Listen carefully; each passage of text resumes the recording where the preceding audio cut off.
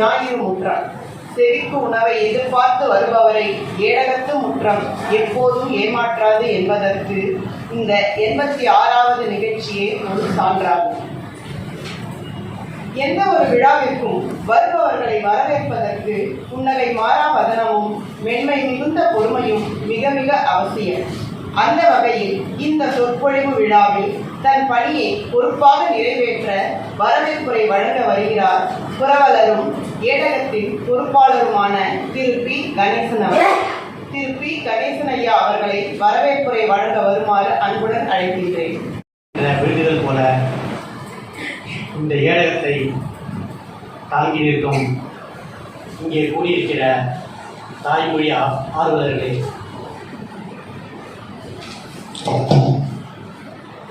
ஞாயிறு முற்றம் சொற்பொழிவு 86 இங்கே எனக்கு வரவேற்புரை வழங்க வாய்ப்பு தந்த ஏடக நிறுவனர் அவர்களுக்கு என்னுடைய நன்றியை சொல்லிவிட்டு இந்த சிறிய வரவேற்புரையை நிகழ்த்த வேண்டுகிறேன். இங்கே தலைமை உரை வழங்கவிருக்கும் இந்திய செஞ்சிலுவை சங்கத்தை சார்ந்த புறநெறி செல்வர் திரு ஜெயக்குமார் அவர்களே,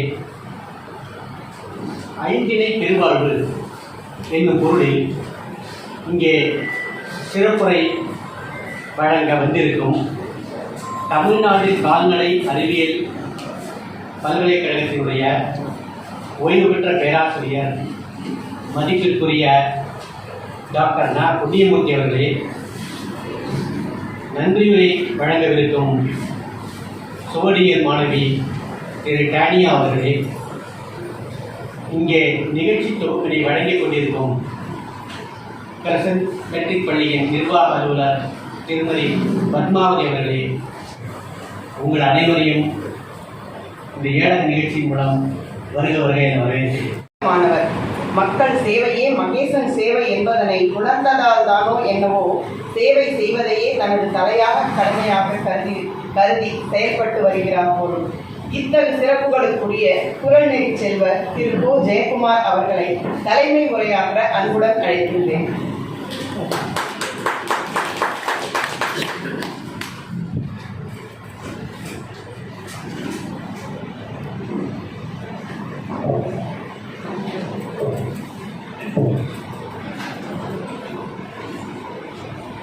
அனைவருக்கும் பணிவான வணக்கத்தை தஞ்சையிலே மிக சிறப்பான முறையில்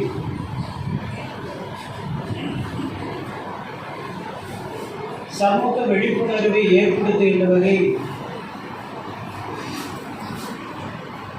ஏடகம் நிறுவனம் அமைப்பு மிகச்சிறப்பான முறையில் நடைபெற்றுக் கொண்டிருப்பதை அறிகின்ற வகையில் இந்த அமைப்பை மிகச்சிறப்பான முறையில் நடத்தி கொண்டிருக்கின்ற முனைவர் மணிமாறன் அவர்களை இந்த நேரத்தில் பாராட்டுவதை என்னுடைய கடமையாக கருதுகிறேன். காரணம், நிகழ்ச்சிகள் தொடர்ந்து நடைபெறுவதற்கு என்பது மிக சாதாரண விஷயமாக எடுத்துக்கொள்ள முடியாது. அதற்கு சரியான தேர்வு செய்து முறையாக இந்த பணிகளை செப்பனிட்டு செய்கின்ற ஆற்றல் மிக்க முனைவர் ஐயா மணிமாறன் அவர்களுடைய ஆற்றலை இந்த நேரத்தில் நாம் நினைந்து பார்க்க வேண்டும். ஒரு உதாரணத்திற்கு சொல்ல வேண்டும் என்று சொன்னால், நிகழ்ச்சியிலே என்னை தலைமை தாங்க வேண்டும் என்று 3 முறை அணுகிய போது என்னால் அந்த நேரத்தில் கால சூழலில் கொஞ்சம் தள்ளி வைத்தேன். ஐயா, இந்த முறை நீங்கள் கலந்து கொள்ள வேண்டும் என்று கேட்டபோது ஒத்துக்கொண்ட போது ஐயாவே நேரடியாக வந்து அழைப்பிதழை கொடுக்க முயற்சி செய்தார்கள். வேண்டாம், அழைப்பிதழ் தொலைபேசியில் சொன்னாலே போதும் அப்படின்னு சொன்னேன். இல்லை நேரடியாக வருகிறேன் என்று சொல்லி அவர் காலையிலே வந்து நேராக அழைப்பிதழை கொடுத்தார். அந்த முறை என்பது நான் பல்வேறு நிகழ்ச்சிகளில் கலந்து கொண்டிருக்கின்றேன். கிட்டத்தட்ட 40 ஆண்டுகளாக சேவை பணியில் ஈடுபட்டாலும் கூட இலக்கியத்துறை, திருக்குறள், போன்ற அமைப்புகளில் எல்லாம் என்னை முழுமைப்படுத்திக் கொண்டாலும் கூட ஏடகம் நிறுவனத்திலே தொடர்ந்து 86 கூட்டங்கள் நடத்தி இருக்கிற பெருமை என்பது எனக்கு ஒரு சான்றாக அவர்கள் விளங்கியது எனக்கு மிகவும் மகிழ்ச்சியாக இருந்தது. காரணம், நான் நகைச்சுவை மாமன்றம் தஞ்சையிலே நடத்தி வந்தாலும், இந்திய மனிதவள மேம்பாடு அமைப்பை நடத்தி வந்தாலும், பல்வேறு அமைப்புகளில் நான் கலந்திருந்தாலும் கூட இந்த மிக சிறந்த ஒரு ஆளுமை மிக்கவராக இருக்கிற ஐயா அவர்கள் எடுத்து காட்டுகின்ற அந்த முறை என்பது எனக்கு ரொம்ப மகிழ்ச்சியாக இருந்தது. தஞ்சை நகரத்தை பொறுத்தவரையிலே ஞாயிற்றுக்கிழமை நிகழ்ச்சி என்பது அவ்வளவு சிறப்பாக அமையாது. கூட்டம் சேருவது என்பது மிக குறைவாக இருக்கும். ஆனால் ஐயா நடத்துகின்ற அந்த நிகழ்ச்சிகளில் அத்தனையுமே மிகச் சிறப்பான முறையிலே நீங்கள் எல்லாம் கலந்து கொண்டு சிறப்பிக்கின்ற அந்த முறையை நான் பாராட்டுகின்றேன், வாழ்த்துகின்றேன். இன்றைய காலகட்டத்தில் மனிதனுடைய வாழ்க்கை முறையில் பல்வேறு நிலையில் இயற்கை சூழ்நிலை மனிதனை மாற்றினாலும் கூட இந்த மனம் என்பது நம்மை மிக ஆளுமை மிக்க ஒரு நிலையில் இருக்கிறது. அந்த ஆளுமையை நாம் சரியாக செம்மையாக உருக்குணர வேண்டும் என்று சொன்னால், உருவாக்க வேண்டும் என்று சொன்னால், நல்ல இதுபோல சிந்தனை உள்ள அமைப்புகளிலே தங்களுடைய கேட்கின்ற சக்தியை நாம் உருவாக்கி கொள்ள வேண்டும். மனிதன் மாமனிதனாக உயர வேண்டும் என்று சொன்னால், ஏதோ ஒரு துறையில் வல்லுநராக இருக்கிறார், ஆனால் பல்துறை அறிஞர்கள் இந்த நிகழ்ச்சிகளில் கலந்து கொள்கின்றார்கள். மிக சிறப்பான ஆளுமை மிக்கவர்களை தேர்வு செய்த ஐயா இந்த நிகழ்ச்சிகளிலே போடுகின்றார்கள். அதுபோல நாம் செய்கின்ற பணிகளில் முழுமைப்படுத்திக் கொள்கின்ற நிலையில் இந்த பணிகளை அவர்கள் சிறப்பாக செய்து கொண்டிருக்கிற நிலையில் நம்மை நாமே தூய்மைப்படுத்துகின்ற, நம்மை நாமே செம்மைப்படுத்திக் கொள்கின்ற ஆளுமை உள்ளவர்களாக, அது மேடையிலே இருந்து, வாழ்க்கையிலிருந்து, குடும்பத்திலிருந்து, சமூகத்திலிருந்து பல்வேறு கோணங்களில் நம்மை நாமே தயார்படுத்திக் கொள்கின்ற ஒரு நிலைப்பாடாக இருக்கிறது என்பதை நாம் எண்ணி பார்க்கின்றேன். அந்த வகையில் ஒரு நல்ல சமூக சிந்தனையோடு சமூக மேம்பாட்டிற்காக அமைக்கப்பட்டிருக்கிற இந்த அமைப்பிலே என்னை தலைமை தாங்கி தலைமை ஏற்க வேண்டும் என்று சொன்னபோது, நான் இதுபோல தலைமை ஏற்கின்ற நிகழ்ச்சிகளில் அதிகமாக கலந்து கொள்வதில்லை. எப்போதும் பார்வையாளராக இருப்பேன். பொதுமக்களோடு இணைந்து பணியாற்றுவதில் என்னுடைய ஆர்வத்தை காட்டுவேன். கடைசி பேராசிரியர் விஜய் ராமலிங்கம் அவர்களைப் போல கடைசி பகுதியில் உட்கார்ந்து கொண்டு கேட்கின்ற ஒரு நிலையை எடுக்கக்கூடியவனாக இருப்பேன். மற்றவர்களை மேடையில் ஏற்றி அழகு பார்ப்பவனாக இருப்பவன் நான். ஆனால் என்னை நானே தலைமையாக ஏற்று அல்லது பாராட்டு நிகழ்ச்சிகளை கலந்து கொள்வதை நான் தடுக்கின்ற ஒரு நிலையில் இருக்கிறேன். காரணம், சமூக சேவையில் ஈடுபடுகிறவர்கள் அத்தனை பேருமே ஐயா பூண்டி ஐயா அடிக்கடி சொல்வார்கள், தன்னை முன்னிலைப்படுத்திக் கொள்வது என்பது ஒரு சிறந்த முன்னுதாரணமாக இருக்காது என்று சொல்வார்கள். நம்மை பின்பற்றுவோராக நாம் இருக்க வேண்டும், நாம் பின்பற்றுவோராக இருக்க வேண்டும் என்று ஐயா குறிப்பிடுவார்கள். அதே போல நான் பெருமையோடு தெரிவித்துக் கொள்வேன், இங்கே இருக்கிற அத்துணை நல்ல உள்ளங்களையும் இந்த நேரத்தில் வணங்கி பாராட்டி இந்த நிகழ்ச்சிக்கு ஏற்பாடு செய்தவர்களுக்கெல்லாம் மனமார்ந்த வாழ்த்துக்களையும் நன்றிகளையும் குறித்து முடிக்கின்றேன். நன்றி, வணக்கம்.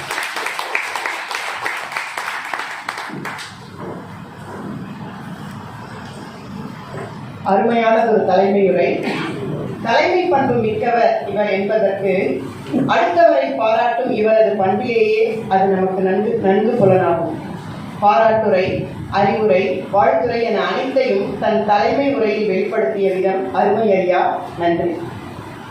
இம்முற்றத்தில் கலந்து கொண்டு செயலாற்றும் பல்துறைசார் வல்லுநர்களும் மெய்ப்பிப்பது எதை என்றால், தேமதுர தமிழோசை உலகெல்லாம் ஒலிக்கச் செய்வதில் எல்லா துறையினருக்கும் பங்குண்டு என்பதனையே.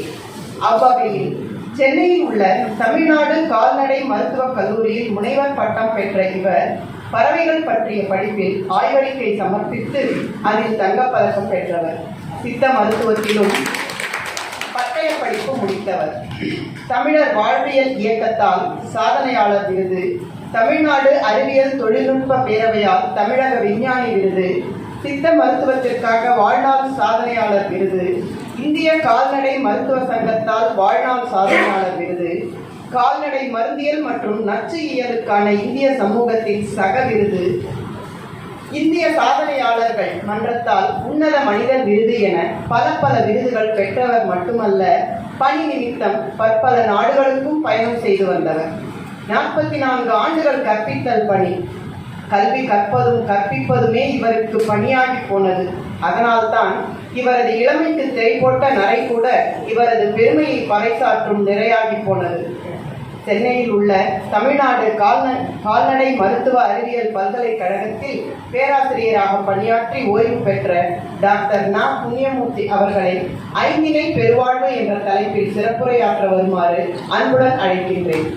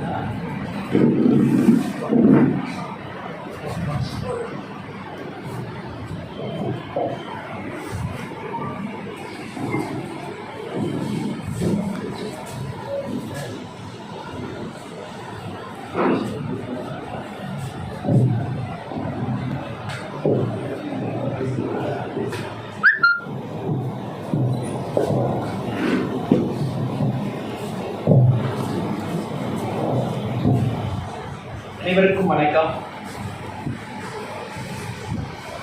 நான் அடிப்படையில் கல்லூரியில் விரிவுரை தவிர வேற சொற்பொழிவுகளோ பேச்சோ அந்த மாதிரி பேசுவதற்கான அனுபவம் இல்லாதவன். என்னுடைய துறை சார்ந்த செய்திகளை மற்றும் பண்ணையாளர்களோ கால்நடை மருத்துவர்களுக்கோ இல்லை சில குழுவினருக்கோ எடுத்து சொல்கிறது மட்டும்தான் என்னால் செய்ய முடியும். நண்பர் திரு மணி மாறன் அவர்கள் பல ஆண்டுகளாக அவரோட தொடர்பு, அவருடைய இந்த சீர்மிக்க பணியின் செயல் பற்றி நான் அறிந்திருந்தும் பல முறை வருவதற்கு ஆர்வமாக இருந்தும், பொதுவாக சனி ஞாயிறு அந்த நாட்களில் தான் வெளி மாநிலம் வெளி பயணங்கள் அதிகமாக இருக்கும்.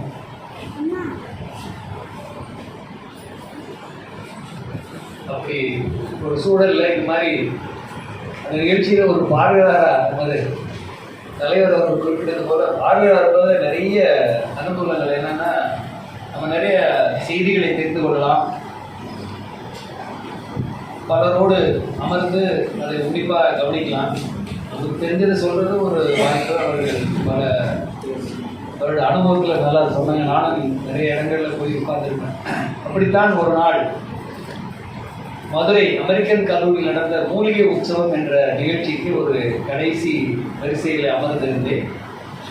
தமிழகத்தினுடைய ஆளுமை மிக்க பணி அதிகாரிகள் அங்கே கொஞ்சம் பேர் வந்திருந்தாங்க. அவர்கள் எல்லாம் இந்த மூலிகை மருத்துவத்தை பற்றி ரொம்ப சிறப்பாக பேசினாங்க. நான் கல்லூரியில் மருந்தியல் துறை பேராசிரியராக பணிபுரிஞ்சிட்டு இருந்தேன். எனக்கு இந்த மருத்துவத்தினுடைய அடிப்படை பிரச்சனைகள் நல்லா தெரியும். அவர் வேளாண் குடும்பத்தை சேர்ந்தவர், வீட்டில் மாடுகள் இருக்குது.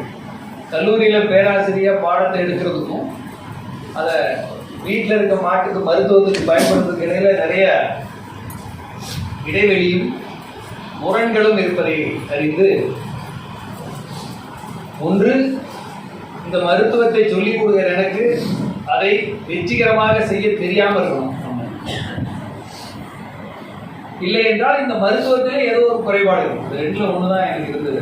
நான் பலரிடம் கலந்து குறிப்பாக மடி நோய்க்கு மருத்துவம் பண்ணால் சரியாகிறது இல்லை, ஏன் அப்படின்னு கேட்கும் பொழுது அது அப்படித்தானே ஊசி போட்டு மருந்து கொடுக்கலாம், ஏதோ 2 ஒன்று வரும், அப்புறம் அந்த காம்பில் பால் வராது அப்படின்னு சொல்லுவாங்க. இது ஒரு நெருடலாகவே இருந்தது. 1997ஆம் ஆண்டு கனடா அமெரிக்க நாடுகளில் பல்வேறு பல்கலைக்கழகங்களில் இது பற்றிய ஆய்வுகள்லாம் என்ன நடக்குதுன்னு பார்க்க போயிருந்த பொழுது அங்கேயும் ஒன்றும் நமக்கான செய்திகளோ நமக்கான ஆய்வுகளோ அங்கே ஒன்றும் பெருசாக நடக்கல. அந்த ஆய்வுகள் சிறப்பாக நடக்குது, அது எந்த அளவுக்கு நமக்கு பயனளிக்கிறதுங்கிறது ஒரு பெரிய கேள்விக்குறியோட திரும்பி வந்தேன். நான் வந்த பிறகு தான் அந்த அமெரிக்கன் கல்லூரியில் அந்த நிகழ்ச்சியில் கலந்து கொள்ளும் பொழுது பல மாநிலங்கள்லேருந்து நம்முடைய மரபு வழி மருத்துவர்கள் ஐயா புவிமுத்து ஐயா வந்திருக்காங்க, அது போல பலர் வந்திருக்காங்க. இந்த இடத்துல இந்த நிகழ்ச்சிக்கு அவர்களுக்கு நான் கடைசி நேரத்தில் தான் செய்தி சொல்லியிருந்தேன். கரந்தை குதிரை கட்டிட்டு இருக்காங்க. எப்படி திரு மணிமாறன் அவர்கள் இந்த ஞாயிறு முற்றம் தொடர் நிகழ்வை இன்றைக்கு 86வது நிகழ்வாக நடத்துகிறார்களோ அதே போல அவர் 2 அல்லது 3வது ஞாயிற்றுக்கிழமை நமது LIC வளாகத்தில் 99வது நிகழ்ச்சி, மாதம் ஒரு நிகழ்ச்சி அகத்தியர் கற்பணி மன்றம் மூலமாக நடத்தி இந்த மார்ச் மாதம் 100வது நிகழ்வை நடத்திருக்கிறார். தலைவர் அவர்கள் சொன்னது போல ஒரு நிகழ்வு தொடர்ந்து இத்தனை மாதங்கள் நடத்தப்படுகிறது என்றால் அதற்கு பின்புறமாக நிறைய நல்ல உள்ளங்கள் இருப்பதும் அதை ஆதரிப்பதற்கு பெரும் நல்ல உள்ளங்கள் இருப்பதும் கண்கூடு. ஸோ அது எவ்வளவு எண்ணிக்கையில் மக்கள் இருக்காங்க விட தொடர்ந்து அவர்கள் அதை ஆதரித்து வருகிறார்கள் என்பது இதை நடத்துபவர்களுக்கு ஒரு மனதிற்கு ஒரு ஆறுதலாக நாம் செய்கிற அந்த செயல் மக்களுக்கு பயனளிக்கிறது.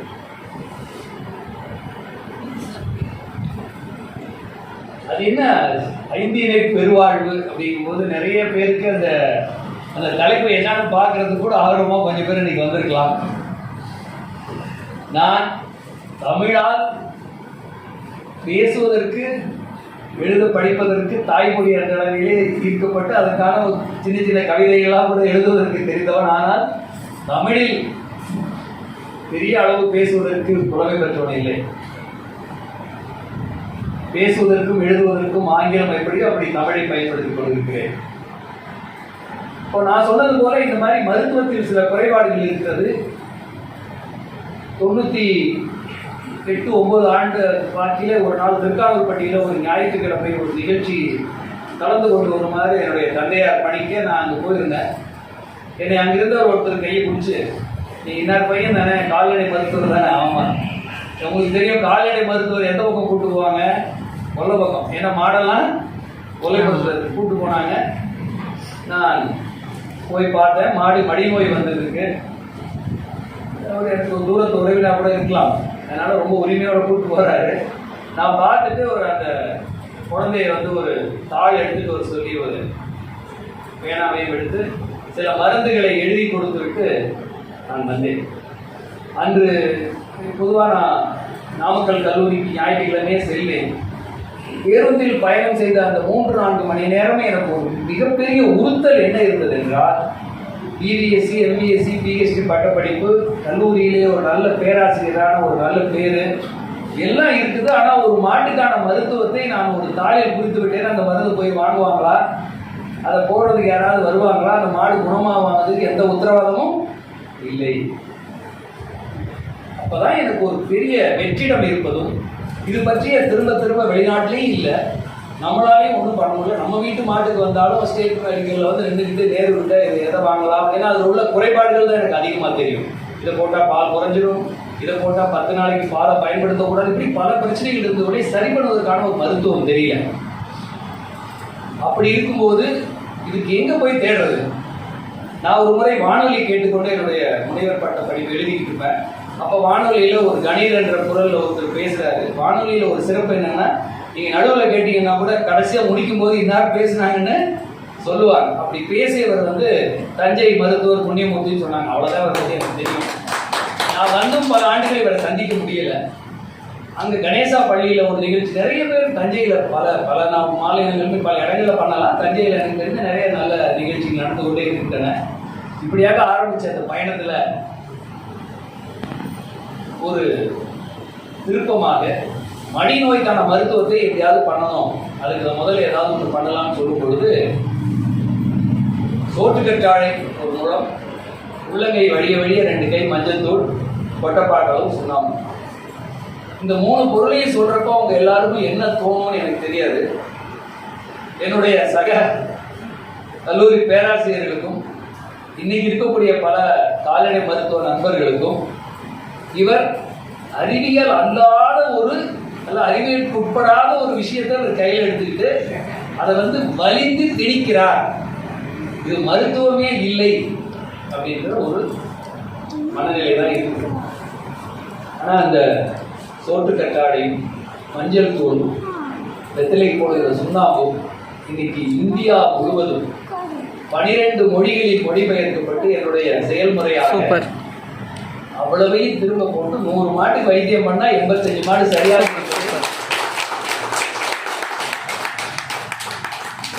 11 லட்சம் மாடுகள்ல 3 லட்சம் மாடுகளுக்கு இந்த மடிநோய் மருத்துவம் மட்டும் நம்முடைய செய்தி நிரூபிக்கப்பட்டிருக்கிறது. அதான் மரபு வழி சித்த மருத்துவத்தினுடைய அடிப்படை. சோத்துக்கத்தை யாரும் கண்டுபிடிக்கல, மஞ்சளை யாரும் கண்டுபிடிக்கல, எல்லாம் இயற்கையா இருக்கிறது. வெத்தலைக்கு போடுற சுண்ணாம்பு போடும் பொழுது அதனுடைய கலவை என்ன? இந்த கலவையை பற்றி மருத்துவர்கள் ஏற்றுக்கொண்டார்கள், பண்ணையாளர்கள் ஏற்றுக்கொண்டார்கள், கால்நடை மருத்துவர் ஒரு சில பேர் வந்துட்டு போற போக்கில் அப்படியே அந்த சோத்துக்கத்தாலையும் பார்த்து போட்டுருங்கன்னு சொல்லிட்டு போற அளவுக்கு ஏற்றுக்கொண்டார்கள். ஆனால் அறிவியலுக்கு உட்பட்டதா என்று வரும்போது அதை பற்றி சுருக்கமாக சொல்லிட்டு நான் மற்ற விஷயங்களை பேசுறேன். முதலில் இந்திய வேளாண் ஆராய்ச்சி கழகத்தின் மூலமாக 80 லட்சம் ரூபாய் பணம் வழங்கப்பட்டது. அதனுடைய துணையோடு இந்த ஆய்வை மேற்கொண்டு சோற்றுக்கற்றாழையை அக்கு வேற ஆணி வேற பிரித்து ஆய்வு செய்யப்பட்டது. அதுக்கு பிறகு அதை கால்நடைகளில் பயன்படுத்தி அந்த தரவுகளை சேகரித்து அதற்கான வழிமுறைகள் செய்யப்பட்டது. என்னுடைய நண்பர் மணிவாசகம் பாஸ்டன் நகரில் அமெரிக்காவில் அறிவியல் பணியில் இருக்காரு. அவருக்கு நண்பரான ஆண்டன் ஃப்ளெரின்னு சொல்லக்கூடிய ஆஸ்திரிய நாட்டு அறிவியலாளர், அவர் botany, zoology and biology and chemistry 2 படித்தவர். அவர் கிட்டத்தட்ட ஒரு 40 சர்வதேச நிறுவனங்களுக்கு மருத்துவத்துறையில் ஆலோசனை சொல்லுகிறவர். அவரிடம் நான் இந்த மாதிரி சோற்றுக்கற்றாழை சுண்ணாம்பு மஞ்சள் இந்த மாதிரி மருத்துவம் பயன்படுத்துகிறேன், அது வெற்றிகரமாக இருக்கு, இதற்கான ஆய்வுகள் பண்ணணும்னு சொல்லி இன்ஃபர்மேஷன் ஃப்ளோ அனாலிசிஸ் என்று சொல்லக்கூடிய இந்த ஆர்டிஃபிஷியல் இன்டெலிஜென்ஸுக்கு ஒரு முந்தைய அல்லது ஒரு படி மேலான அந்த முறையின் மூலமாக 1000 ட்ரில்லியன் டேட்டா செட் அவர் வச்சிருந்தது. அதில் கொடுத்துட்டு ஒரு 3 வாரம் அதுக்குள்ளெல்லாம் அந்த ஆய்வுகளை பண்ணிட்டு ஒரு நாள் இரவு என்னுடைய நம்பருக்கு கூப்பிட்டு, அவர் பேர் மணிவாசகம், மணி இது யார் உங்களுக்கு கொடுத்ததுன்னு கேட்டிருக்காரு. இல்லை இந்த மாதிரி என்னோட நண்பர் காமகாலஜி ப்ரொஃபஸர் டாக்டர் முனியமூர்த்தி கொடுத்தாரு. ஜூம் அப்போ எல்லாம் வெளியே தெரியாத அந்த ஜூம் மீட்டிங்கில் நாங்கள் பேசினோம். என்ன கேட்டாருன்னா, இந்த கலவையை யார் செய்தது, சோத்துக்கற்றாழை சுண்ணாம்பு மஞ்சள் யாரு கலந்தது? அப்போ நான் என்ன பதில் சொல்லியிருப்பேன் நீங்க கொஞ்சம் யோசிங்க. நான் சொல்றேன் என்ன பதில் சொல்றது. சினிமாவில் வசனம் சொல்ற மாதிரி இதெல்லாம் ஒண்ணுமே இல்லைங்க. இது மாதிரி ஆயிரக்கணக்கான மருத்துவ முறைகள் பாரம்பரியத்தில் இங்க இருக்குது, அதை செய்யக்கூடியவர்கள் நூற்றுக்கணக்கில் இருக்காங்க அப்படின்னு சொன்னேன். அவர் என்ன சொன்னார்னா, சோற்றுக்கற்றாழையை போல எதிர் நுண்ணுயிர், அது ஆன்டி பாக்டீரியல் எஃபெக்ட் உள்ளதை நான் இது வரைக்கும் பார்க்கல. சுண்ணாம்பு மஞ்சள் சோத்துக்கற்றாழை சேர்த்த பிறகு இவ்வளவு அற்புதமான ஒரு பணியை செய்கிறது. அந்த வீக்கத்தை குறைக்கக்கூடிய ஆன்டி இன்ஃப்ளமேட்டரி எஃபெக்ட் இவ்வளவு இருக்குது. இது எல்லாத்துக்கும் மேல இன்னொரு முக்கியமான ஒரு விவரத்தை அதில் என்ன சொன்னார்னா, இம்யூனோ மாடுலேட்டர். இப்போ எல்லாரும் சொல்றாங்க இல்லையா, நோய் எதிர்ப்பு தன்மை வருகிறது அப்படின்னு. ஏன்னா மடி என்பது அடிப்படையில் ஒரு வியர்வை சுரப்பி. பால் சுரக்கிற மடி என்பது ஒரு வியர்வை சுரப்பி. அது பல லட்சம் வருடங்களாக உருவாகி அது ஒரு பால் சுரப்பியாக உருவாகி இருக்கிறது. அது எந்த பிரச்சனை வந்தாலும் எல்லா விதமான, அதாவது நரம்பு மண்டலம், இரத்த ஓட்ட மண்டலம், இதெல்லாம் சேர்ந்து அதை ஒரு கவனமா பார்த்துக்கணும். ஒரு பிரச்சனைன்னு வரும்போது அந்த வீக்கம் வந்துச்சுன்னா அதை எப்படி குறைக்கிறது அப்படிங்கிறதுல மிகப்பெரிய சிக்கல்கள் இருக்காது.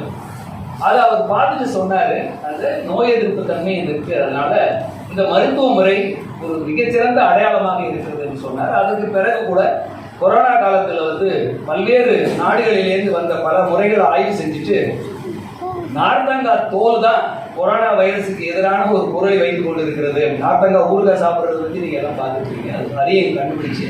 அதுபோக இந்தியா, சீனா, ஐரோப்பிய நாடுகள், அமெரிக்காவில் இருக்கக்கூடிய பல்வேறு நிறுவனங்கள், தமிழ்நாட்டில் மிக பிரபலமான ஒரு நடிகர்களுடைய மருமகனுடைய நிறுவனம் எல்லாம் அனுப்புனதையும் பார்த்துட்டு அடிப்படையில் கால்நடைகளுக்கு புண்ணியமூர்த்தி பயன்படுத்துகிற பல பொருட்களுக்கு இந்த குணம் இருப்பது என்பதையும் அவர் சொன்னார்.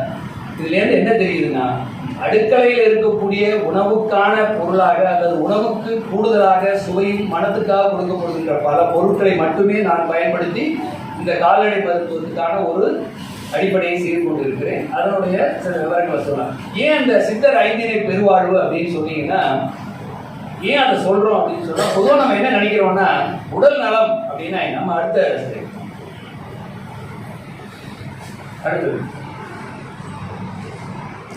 ஒரு மஞ்சள் இருக்கு, மஞ்சளை பிரித்து எடுத்து அதில் இருக்கக்கூடிய ஒரு ஆக்டிவ் பிரின்சிபல் சொல்லுவாங்க, அதை ஒரு பொருளை மட்டும் தனியாக எடுத்து அதை ஆய்வு செய்து அதை கொடுத்து தான் பார்க்கணும் அப்படிங்கிற ஒரு கட்டாயமான சூழலில் இந்த நவீன மருத்துவம் இருக்குது. அதுக்கு ஒரே ஒரு காரணம், எந்த ஒரு பொருளும் வெளிப்படையாக இருப்பதை அவர்கள் தங்களுடைய கட்டுப்பாட்டுக்குள் கொண்டு வர முடியாது.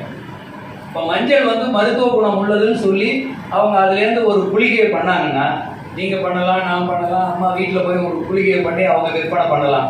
ஆனால் அதுக்குள்ளேருந்து அந்த கர்க்குமின் ஆயிடுச்சு எடுத்து அதில் இந்த ஒரு கூடுதலாக இன்னொரு ஒரு மெஷினை வச்சு அதை பிரித்து இது வரைக்கும் யாரும் சொல்லலை, நான் தான் சொல்கிறேன், இதுக்கு இந்தந்த குணங்கள் இருக்குன்னு சொன்னால் அவங்கள தவிர வேறு யாரும் ஒரு 15 ஆண்டுகளுக்கு அதை பயன்படுத்த முடியாது, காப்புரிமை வாங்க முடியும். இவ்வளோதான் அதில் வேறு ஒன்றும் பெரிய சூட்சமெல்லாம் ஒன்றும் கிடையாது.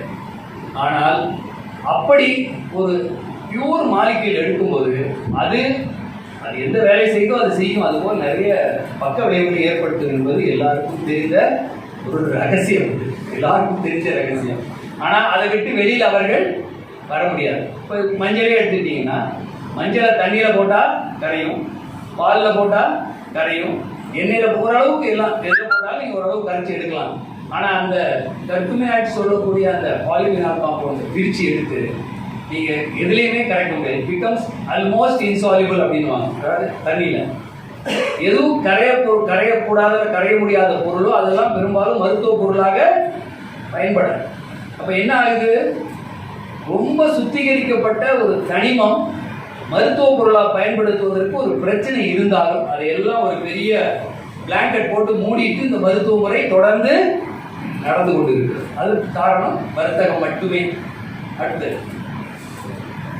இப்போ இந்த மருத்துவத்தை பற்றி சொல்லும்போது, இந்த மருத்துவத்தை நீங்கள் எங்களோட தான் படிச்சீங்க, இது பாடத்திட்டத்தில் இல்லையே, உங்களுக்கு எப்படி இந்த மருத்துவம் தெரியும் அப்படின்னு கேட்பாங்க. மாட்டு வாகனத்தையோ இல்லை மற்ற பொருட்களையோ எடுத்து உடனே படிச்செல்லாம் மருத்துவத்தை அப்படியெல்லாம் கொடுக்க முடியாது. இந்த துறையில் இருக்கவங்க எல்லாருக்கும் தெரியும். நீங்கள் எந்த துறை படித்தவர்களாக இருந்தாலும் படித்த பிறகு எவ்வளவு அறிவை நீங்கள் வந்து அது அன்லேர்னிங் சொல்லுவாங்க, எவ்வளோவெல்லாம் நீங்கள் வெளியேற்றணும், எவ்வளவு திரும்ப உள்ளே கொண்டு வந்தால் நீங்கள் அந்த துறையில் ஒரு பண்டிதராக இருக்க முடியுங்கிறது தெரியும். நம்ம ஊரில் இருக்கக்கூடிய ஆடு மேய்ப்பவர்கள், காடுகளில் இருப்பவர்களுக்கு இருக்கக்கூடிய அறிவு, இயற்கையோடு வாழ்வர்களுக்கு இருக்க அறிவு வந்து ஏட்டு படிப்பில் பெருசாக கொண்டு வர முடியாது என்பதும், தாவரங்களை ஒரு மருத்துவ பொருளாக பயன்படுத்த முடியுங்கிறதுக்கு நம்ம நாட்டில் நிறைய இருக்குது. என்னுடைய நண்பர் மைக்கேல் ஹஃப்மன் என்பவர் ஒரு பிரைமேட்டாலஜிஸ்ட், டொயோட்டா யூனிவர்சிட்டி ஜப்பானில் மனித குரங்குகள் ஆய்வு பண்ணுறாரு. அவர் வந்து சொல்கிறாரு, உணவு மட்டுமல்ல மருத்துவத்திற்கான பொருட்களையும் தெரிந்தெடுத்து இதை இந்த நிலையில் இப்படி சாப்பிட்டால் இந்த மருத்துவ குணம் இருக்கிறது என்பதை அவர் பல ஆய்வுகள் மூலமாக வெளிப்படுத்தியிருக்கிறார். குறிப்பாக ஒரு செய்தி சொன்னார், சுவிட்சர்லாந்து நாட்டில் நாங்கள் ஒரு நீண்ட பயணம் நடந்து போனோம். அப்போ என்ன சொன்னார்னா, எல்லா செடியையும் உங்களுக்கு தெரியும், குரங்கு வந்து கடித்து சமைச்சு சாப்பிடுவோம் மாதிரி நல்லா மென்று சாப்பிடும், இந்த 2 குரங்கையும் அடக்கிக்கும். ஆனால் ஒரே ஒரு இலையை மட்டும் சுருட்டி அப்படியே போட்டு முழுங்குது. அதை ஆய்வுக்கு அனுப்புறாரு. அது எந்த விதமான உணவுக்கான காரணமும் இல்லை, வேற எந்த காரணமும் கண்டுபிடிக்க முடியல. 5 ஆண்டுகளுக்கு இதை பற்றியே யோசிச்சுட்டு இது என்ன சில குரங்குகள் சாப்பிடுறது எல்லாத்தையும் பதிவு பண்ணி வச்சிருந்தேன்னு சொன்னார். அப்போ ஒரு நண்பரை பார்க்கும்போது சொன்னார், இந்த இலையை அனுப்பி விடுன்னு சொன்னாங்க. அவர் ஒரு பாட்னிஸ்ட், அவர் என்ன பண்ணியிருக்காரு, அந்த இலையை முதல்ல மைக்ரோஸ்கோப்பில் வச்சு பார்த்துருக்காரு. மைக்ரோஸ்கோப்பில் பார்க்கும்போது சின்ன சின்ன ஹேர்ஸ் சொல்லி முள்ளு மாதிரி, நம்ம இப்போ இது வெல்க்ரோலாம் போடுறோம் இல்லையா, அது உருண்டையாக இருக்குது, அது வந்து முள்ளு முள்ளு மாதிரி இருந்திருக்கு. அவருடைய அந்த ஆய்வறிக்கை வந்த பிறகு இவர் கண்டு கொண்டார், இதில் முள்ளு மாதிரி இருக்கிறதுனால அது கடிச்சு சாப்பிட மாட்டேங்குது, அது அப்படியே முழுங்கிறதுனால வயிற்றுக்குள்ளே போய் வயிற்றில் இருக்க புழுக்களை வெளியேற்றுகிறார். வெர்மிஃப்யூஜ்னு சொல்லுவாங்க. இப்போ ஒரு கேள்வி, இந்த இலையை மாசமா இருக்கிற அந்த பெண் குரங்கு தன் வயிற்றில் இருக்க புழுக்களை கட்டுப்படுத்துவதற்கு, எப்போதுமே முழுசா நீக்கிறது நோக்கம் இல்லை, கட்டுப்படுத்துவதற்கு அதற்கு சொல்லிக் கொடுத்தது யார்? இப்ப நான் என்ன கேட்டேன், குரங்கிலிருந்து மனிதன் பரிணாம வளர்ச்சி, அதுக்கப்புறம் காடுகளிலும் கிட்டத்தட்ட ஒரு குரங்கை போல நம்ம வாழ்ந்துருக்கிறோம். ஒரு இடத்துல தங்கி வேளாண்மை பண்றது வரைக்கும் நம்மளும் ஹண்டிங் கேதரிங் தான், எல்லாத்த பத்தியும் தெரிஞ்சு நம்ம உயிர் வாழ முடியும். அப்பேற்பட்ட சூழல்ல எல்லா தாவரங்களையும் எல்லா விதமான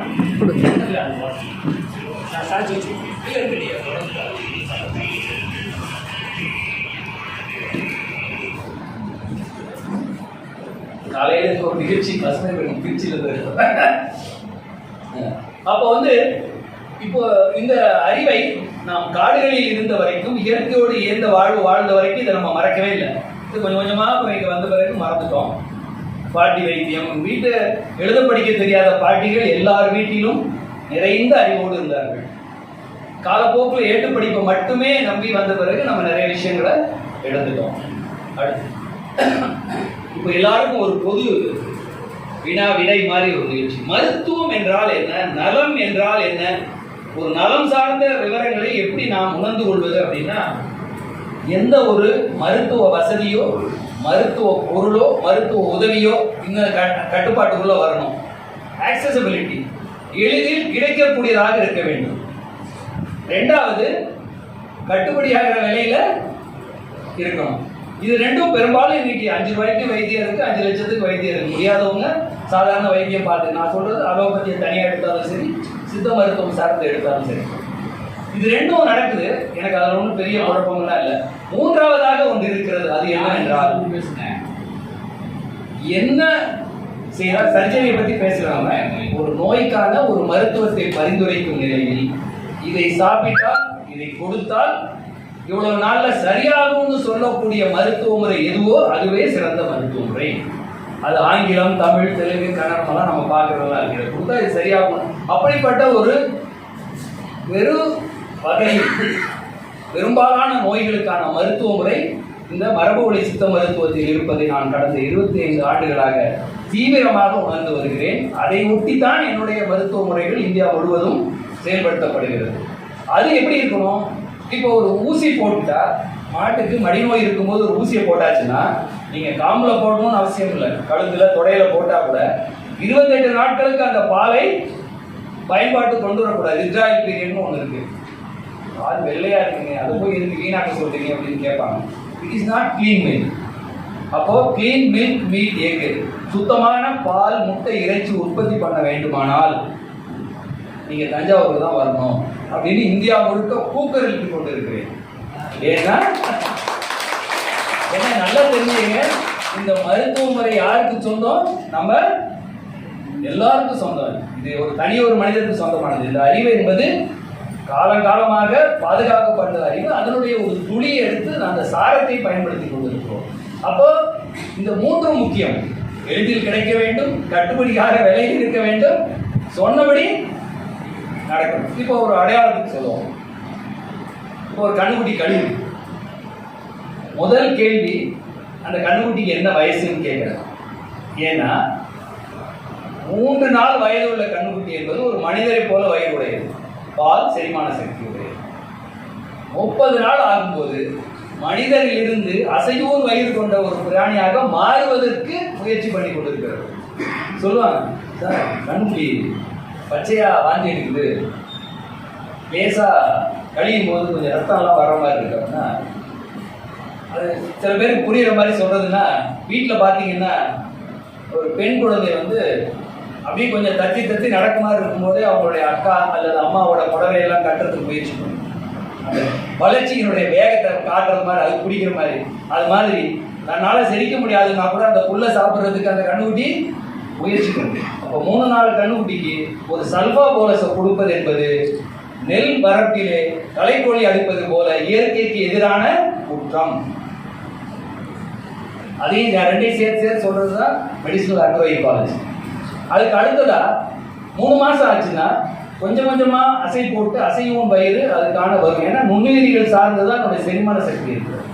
அப்போ கொஞ்சம் புல்ல சாப்பிட்டு செரிக்க முடியாம இருக்குதுன்னா அதுக்கு தகுந்த மாதிரி அந்த கழிச்செல்லாம் பச்சை புல் இல்லாம பார்த்துக்குங்க, பாலை குறைச்சி கொடுங்க.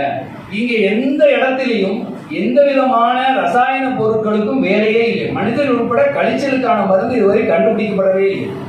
எந்த மருத்துவ புத்தகத்தை எடுத்து பார்த்தீங்கன்னா கழிச்சலுக்குன்னு எந்த மருந்துமே கொடுத்துருக்க மாட்டாங்க. அதுக்கப்புறம் இண்டெக்ஸ்னு ஒன்று இருக்கும், மெடிக்கல் இண்டெக்ஸ். அதில் பார்த்தீங்கன்னா பூரா கம்பெனியே எல்லாத்துக்கும் மருந்து எழுதியிருப்பாங்க. அது பார்மகாலஜிலையும் கிடையாது, மெடிசின்லையும் கிடையாது. அதாவது நீர் அளவு குறைஞ்சதுன்னா ஃப்ளூயிட் சப்ளிமெண்ட்ஸ் கொடுங்க, சொல்யூட்ஸ் போயிருக்கும். அது அப்படித்தான் சப்ளிமெண்ட்ரி தெரப்பி தான் இருக்கும் மொழிய. ஆன்டிபயோட்டிக் தெரப்பி டயரியாவுக்கு கிடையவே கிடையாது. It is not ethical. ஆனால் அதை செய்து கொண்டே இருக்கிறார். இதை நீங்கள் முதல்ல தெரிஞ்சுக்கணும். நமக்கு நாம் ஒரு முறையான வழியில் நல்ல பால், நல்ல முட்டை, நல்ல இறைச்சி கிடைக்கணும். சரி, இப்போ ஒரு செய்தி. இன்னைக்கு உலகத்தில் மிகவும் ஆபத்தான விஷயம் என்ன அப்படிங்கிறத பற்றி நான் அடிக்கடி இந்த கூட்டங்களில் பேசுறப்போ முதல்ல அதை சொல்கிறோம். மிக ஆபத்தான விஷயம் எதுன்னா எல்லாரும் கற்பனை எதோ போய் செல்போனு அது எல்லாம் இருக்கு, அது வேற விஷயம். உணவு தான் ஆபத்தானது. உணவு ஆபத்துன்னா எப்படி சொல்றீங்கன்னா, உணவு எப்படி உற்பத்தி செய்யப்படுகிறது, யார் உற்பத்தி பண்ணுகிறார்கள், அவர் எப்படி உற்பத்தி பண்ணுகிறார்கள், அது எங்கெல்லாம் எந்தெந்த மாதிரியான நிலைகளிலே அது காய வைக்கிறதுல இருந்து அதை பதப்படுத்துறதுல அது வேறு உருவத்துக்கு மாற்றப்படுகிறதுல இருந்து ஒன்று ஒன்றா எடுத்து பார்த்துட்டு நம்முடைய சாப்பாட்டு தட்டுக்கு வரும்பொழுது அது என்ன உருவத்தில் வருகிறது, அதை நாம் எப்பொழுது எப்படி சாப்பிடுகிறோம் இப்படி பார்த்துட்டு ஒரு தரவு ஒன்று சொல்லும்போது 41 விழுக்காடு மக்கள் அமெரிக்காவில் ஒபிசிட்டி கேட்டகரியில் வர்றாங்க. ஒரு 15 விழுக்காடு கார்டியோவாஸ்குலர் டிசீஸ்ல இருக்காங்க. அப்புறம் கொஞ்சம் டயபெட்டிஸ் நம்மளை விட குறைவாக தான் இருக்கு. அப்படி இப்படின்னு எல்லாத்தையும் கூட்டி பார்த்தோம்னா 74% மக்கள் நோயுற்று இருக்கிறார்கள். அங்கே ஒரு 30 கோடி 35 கோடி மக்கள் இருக்காங்க. அது கூட ட்ரம்ப் இன்னும் குறைச்சிக்கிட்டே இருக்காரு. 30 கோடி மக்கள்ல 75 விழுக்காடுன்னா எவ்வளவுன்னு பாருங்க. அப்போ மக்களுடைய நலம் பாதிக்கப்படுவதற்கு உணவு. அவங்க என்னென்னமோ சொல்றாங்க, 50 மைல் ரேடியஸ், 50 மைலுக்குள்ள உற்பத்தி பண்ற உணவை மட்டும் நீ வா. ஏன்னு கேட்டா அது 1 மணி நேரம் பயணம். 1 மணி நேரத்தில் அந்த உணவு எங்கு தயாரிக்கப்படுகிறது நீ கண்டுபிடிக்க முடியும். எங்கேயோ யாரோ உற்பத்தி பண்ணுகிற உணவை நீங்கள் உண்ணாதீர்கள்னு சொல்ற அளவுக்கு வந்திருக்காங்க. அடுத்த தலைமுறைக்கு நாம் உணவை பாதுகாப்பாக எடுத்து செல்லாவிட்டால் அடுத்த தலைமுறை நலமாக இருக்கிறதுக்கு வாய்ப்பே இல்லை. இது ரொம்ப முக்கியமான விஷயம். இது பள்ளிகள், கல்லூரிகள், இல்லத்தரசிகள் எல்லாரும் ரொம்ப கவனமா செயல்படுத்த வேண்டிய ஒரு விஷயம். நான் இப்போ நாளைக்கு போபால் போறாங்க. ஒரு national work shop veterinary council நடந்தது. பாடத்திட்டத்தில் இதை கொண்டு வரதுக்காக இதை கேட்கறதுக்கு வர சொல்லியிருக்காங்க. பெரிய அளவில் அது விவாதிக்கப்பட இருக்கிறது. இப்போ என்ன பிரச்சனை வருதுன்னா, நான் ஒரு ஃபார்மகாலஜி ப்ரொஃபஸராக இருக்கிறது எல்லாத்தையும் மறந்துட்டு மூலிகை மருத்துவம், சோத்துக்கத்தாழை, சுண்ணாம்பு, மஞ்சள், சீரகம், மிளகு இது மாதிரிலாம் சொன்னால் என்ன நினைக்கிறாங்கன்னா, ஒன்று அறிவியல் இல்லைன்னு சொல்கிறாங்க, இல்லைன்னா நீங்கள் அந்த மருந்தை, அதாவது ஆங்கில மருத்துவ முறையில் இருக்கக்கூடிய ரசாயன மருந்துகளை மறுதளித்து அதை வேண்டுமென்றே புறக்கணித்து இதை நீங்கள் முன்னாடி கொண்டு வர்றீங்க அப்படின்றாங்க. நான் எந்த ஒரு மருத்துவ முறையும் சிறந்தது என்று வாதிட வரவில்லை. I am not talking about the superiority of any modality of treatment. I am talking about the plurality of treatment. சொல்றேன் அவங்களுக்கு. என்னன்னா ஒரு ஆப்ஷன் இருக்கணும். ஒரு இயற்கையான பொருளையும் மருத்துவத்துக்கு பயன்படுத்துகிற ஒரு வாய்ப்பை அரசு, பல்கலைக்கழகங்கள் எல்லாம் கொடுக்கணும். அதை படிக்கிறவங்களுக்கு அது தெரியணும். கத்திரிக்காயை சுட்டு கொடுத்தா கழிச்சல் நீக்குது நான் சொன்னா என்னங்க குற்றம்? இல்ல, கண்ணுக்குட்டிக்கு கத்திரிக்காயை நெருப்புல வாட்டி கொடுங்க, கொய்யா இலை 5 கொழுத்து இலையை சேர்த்து அரைச்சி கொடுத்தீங்கன்னா 3 மாசம் கண்ணுக்குட்டி கழிச்சல் நிற்கன்னு சொல்றேன். இது அறிவியல் இல்லை என்று சொல்கிறார்கள். இப்போ சோட்டுக்கற்கால சுண்ணாம்பு மஞ்சள் சொன்னேன். அறிவியலுக்கு சில அடிப்படையான கூறுகள் உண்டு. இப்போ நான் ஒரு முறையை சொல்றேன்.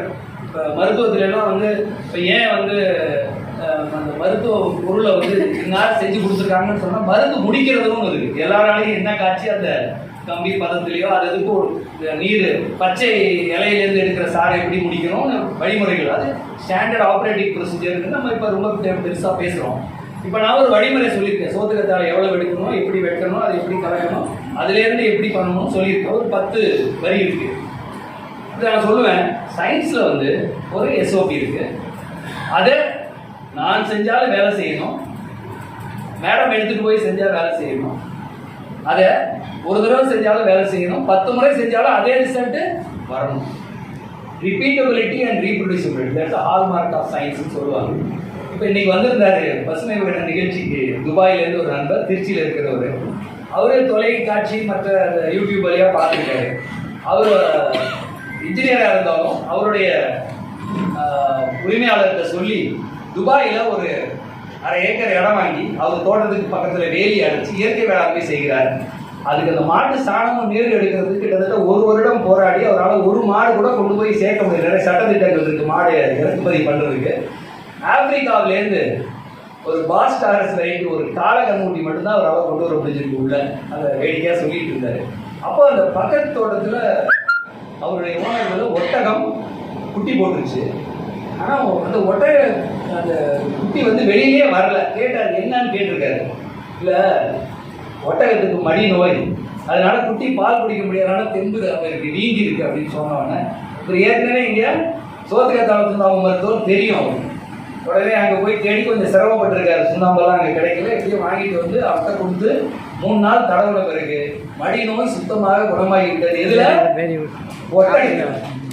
இதுதான் யார் எப்பொழுது எங்க செய்தாலும் அது முதலே சொன்னாலே ஆண்டன் ஃபிளரி சொல்லிட்டார். It is very good anti inflammatory, broad spectrum anti microbial and immunomodulatory combination அவர் அப்படியே சொல்லிட்டாரு. இது நம்முடைய பாரம்பரியத்தினுடைய ஒரு அடிப்படை கூறு. எதை எந்த பொருளில் சத்துருவித்திற்காக சேர்த்தால் எப்படி வேலை செய்யும் என்பதை கண்டுபிடித்து வைத்திருக்கிறார்கள். இது ஒரு கருத்து. உங்களுக்கு சில விஷயங்கள் சொல்லிட்டேன். நான் ரொம்ப கோர்வையாக பேச முடியாது, ஏன்னா முதலே சொல்லிட்டேன் நான் பேச்சாளர் இல்லை. சில கருத்துக்களை அள்ளி தெளித்து வந்து அதை நீங்கள் வந்து கொண்டு போகணும்னு சொல்லிட்டு, இப்போ எல்லாருக்கும் ஒரு பெரிய பிரச்சனை தெரியுங்களா? சுத்தமாக இருக்கு, சுகாதாரம், எந்த குழப்பமும் நமக்கு இல்லை. வீட்டுக்குள்ள நுழையும் போது கால் கழுவிட்டு கழுவாமல் ஒரு நாளும் நான் வீட்டுக்குள்ள நுழைய முடிஞ்சதே இல்லை. பள்ளி மாணவன் கல்லூரியில் படிக்கும் போது சரி, புரட்டாசி மாதமாக இருந்தால் போட்டுக்கிற சட்டையெல்லாம் கழட்டி வெளியில குளிச்சுட்டு வந்தால் தான் உள்ள வர முடியும். இப்படி சுகாதார சிந்தனையோடு இருக்கிற நம்முடைய சமூகத்தில் கை கழுவுறது என்பது ஒரு யாரும் சொல்லிக் கொடுக்குற பழக்கமே இல்லை. நல்லா யோசிச்சு பாருங்க. இப்போ என்ன நினைக்கிறோம்னா, ஒரே ஒரு நுண்ணுயிர் கூட இல்லாத மாதிரி உடம்பை சுத்தப்படுத்துறதோ, கையை சுத்தப்படுத்துறதோ, இல்லை நாம் இருக்கும் வசிக்கும் இடத்தை சுத்தப்படுத்துவதோ ஒரு அப்சஷன், அதாவது ஒரு வெறி பிடித்த தனித்தன்மையாக நினைக்கிறோம். அப்படிலாம் செய்யவே முடியாது. ஏனென்றால் இந்த பூமி, இந்த பயோஸ்பியர் சொல்லக்கூடியது 80 விழுக்காடு பயோமாஸ் எடுத்துட்டீங்கன்னா, இந்த உலகம் யாருக்கானது? யாரை கொண்டு அமைந்துள்ளது? நுண்ணுயிரிகளுக்கு கொண்டு அமைந்துள்ளது, நுண்ணுயிரிகளுக்கானது. நுண்ணுயிர்கள் இல்லை என்றால் இது வெறும் பிணக்காடாக தான் இருக்கும். இலை தலைகள் திறந்து போற அத்தனை உயிரினங்களும் அப்படியே மக்காம இருக்கும்.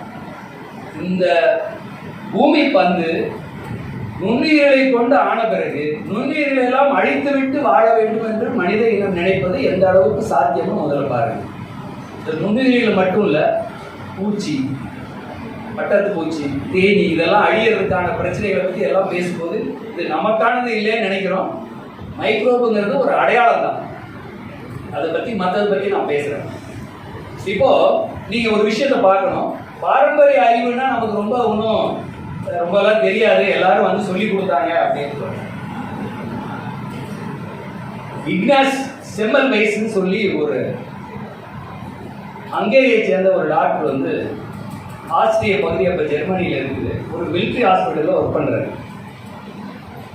ஒரு 250 ஆண்டுகளுக்கு முன்பு அவர் வந்து வேலை பார்க்கும்போது 2 மெட்டர்னிட்டி வார்டு, செம்மல்வைஸ் இருக்கக்கூடிய அந்த ஆஸ்பத்திரி A ஹால், B ஹால்னு இருக்கு. அங்கே வந்து மகப்பேறு மருத்துவமனை. அது அந்த மருத்துவமனைக்கு வரக்கூடிய பெண்கள் மகப்பேறு காலத்தில் அதிகமாக அளவில் இறந்து போகிறார்கள். மெட்டர்னல் மார்டாலிட்டி நிறைய இருக்கு. ரொம்ப யோசிக்கிறாரு, என்னென்னமோ சொல்றாரு. நீங்க வந்து அந்த கதவை இப்படி சாத்தி வைங்க எல்லாரும். அப்போ வந்து மலேரியானா உங்களுக்கு தெரியுமா? மலேரியா என்ன தெரியுமா? கெட்ட காற்று. இப்போ கெட்ட காற்று நம்ம சொன்னால் ஒரு மாதிரி சிரிப்பாங்க, ஆனால் மலேரியாங்கிற பேரே வந்து கெட்ட காற்றுங்கிற பேரில் தான் வச்சுருக்காங்க. அது வந்து அதுக்கப்புறம் தான் கொசுனால வந்ததெல்லாம் கண்டுபிடிச்சாங்க. அப்போ என்ன பண்ணுறாரு அவரு, இந்த மாற்றங்கள் எது செஞ்சும் பண்ணலையும் போது ஒரு ஒரே குழப்பம் போராடிக்கிட்டு இருக்காரு என்னன்னு கண்டுபிடிக்கிறது. அப்போ ஜெர்ம் தியரி இல்லாத நுண்ணுயிரிகளுக்கு நாள நோய் உண்டாகுதுங்கிறத பற்றி யாருக்கும் அப்போ தெரியாது. அப்போ அவருடைய நண்பர் போஸ்ட்மார்ட்டம் பார்க்குறவர், அவர் ஒரு பெத்தாலஜிஸ்ட், அவர் திடீர்னு இறந்து விடுகிறார். அவருக்கு பெரிய மனக்கவலை, ஒரு லீவில் போயிருக்கும் போது வந்து பார்த்துட்டு ரொம்ப மனக்கவலையில் இருக்கிறவர், எதனால தான் இவ்வளவு ஆரோக்கியமான ஒரு மனிதர் இறந்தாலும் போய் பார்க்கும்போது இந்த மகப்பேறு வந்த பெண்கள் இறக்கும் பொழுது என்னென்ன அறிகுறிகள் உடலுக்குள்ள இருந்துச்சோ அதே மாதிரி இவருக்கு இருக்கு. அப்ப யோசிக்கிறாரு, இவங்க ரெண்டு பேரும் இணைக்கக்கூடிய ஒரு பொது காரணி இருக்குது, காமன் ஃபேக்டர் அப்படின்னு பாக்குறாரு. அப்படியே யோசிக்கும் பொழுது சொல்றாரு, என்ன நடக்குதுன்னு பாருங்க. ஸ்டூடெண்ட் இன்டர்னிஸ் வர்றாங்க, மெடிக்கல் டாக்டர்ஸ் இன்டர்னிஸ் காலையில வந்து போஸ்ட்மார்ட்டம் அட்டன் பண்ணிட்டு க்ளவுஸ் போட்டு போஸ்ட்மார்ட்டம் பண்ணல, கையை கழுவல, போஸ்ட்மார்ட்டம் பண்ணிட்டு நேரா மெட்டர்னிட்டி வார்டுக்கு வர்றாங்க, பிரசவம் பார்க்குறாங்க. யோசிக்கிறாரு, கையை கொஞ்சம் கழுவுனா என்ன? ஒரு மெடிக்கல் டாக்டர் மெடிக்கல் இன்டர்ன்ஷிப் சொல்றாரு, அங்க இருக்கிறவர்கள் எல்லாம் பெரும் கோபம் அடைகிறார்கள். நெகை வெட்டுங்க, கையை கழுவுங்க சொன்னா இன்னைக்கு நிறைய பேர் மருத்துவ தொழில் இருக்கவங்க கூட நான் சொன்ன ஏதோ கட்டுக்கதை சொல்ற மாதிரி இருக்கும்.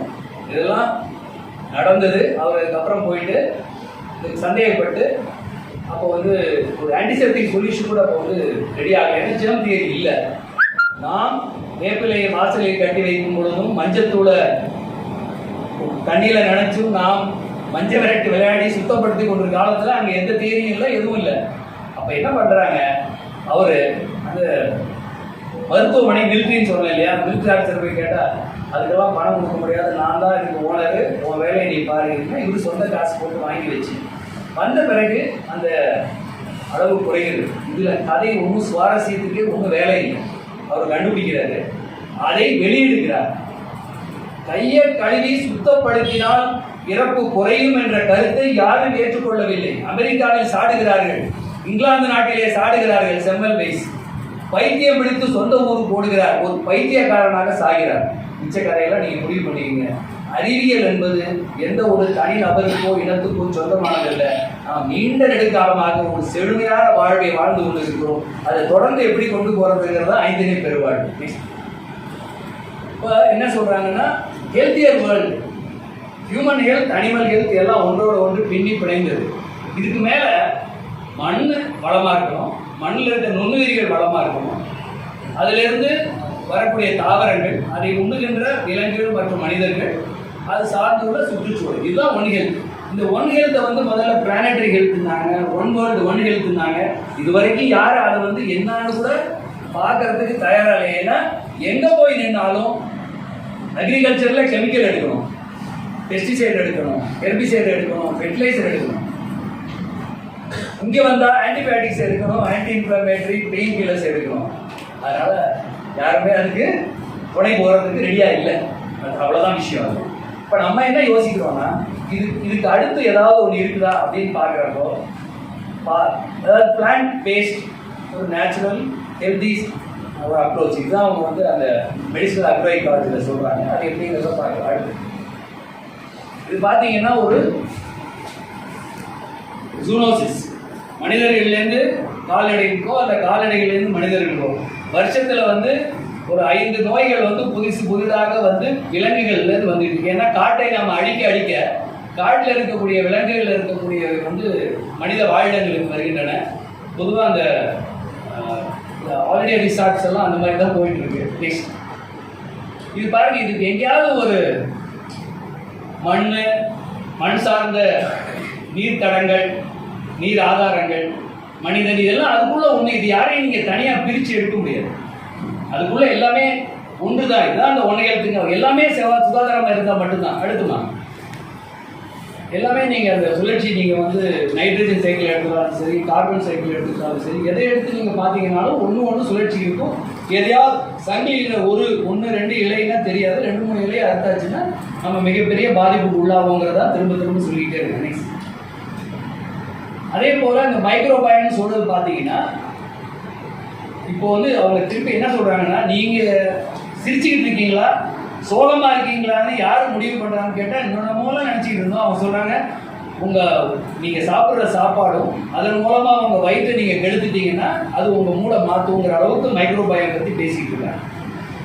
சாதாரணமாக இயற்கையாக பெண் கர்ப்பப்பை வழியாக பிறக்கிற குழந்தைக்கும் சிஎஸ் சொல்லக்கூடிய சிசேரியன் செக்ஷன்ல பிறக்கிற குழந்தைக்கும் மைக்ரோபயம் வித்தியாசப்படுது என்று சொல்கிறார்.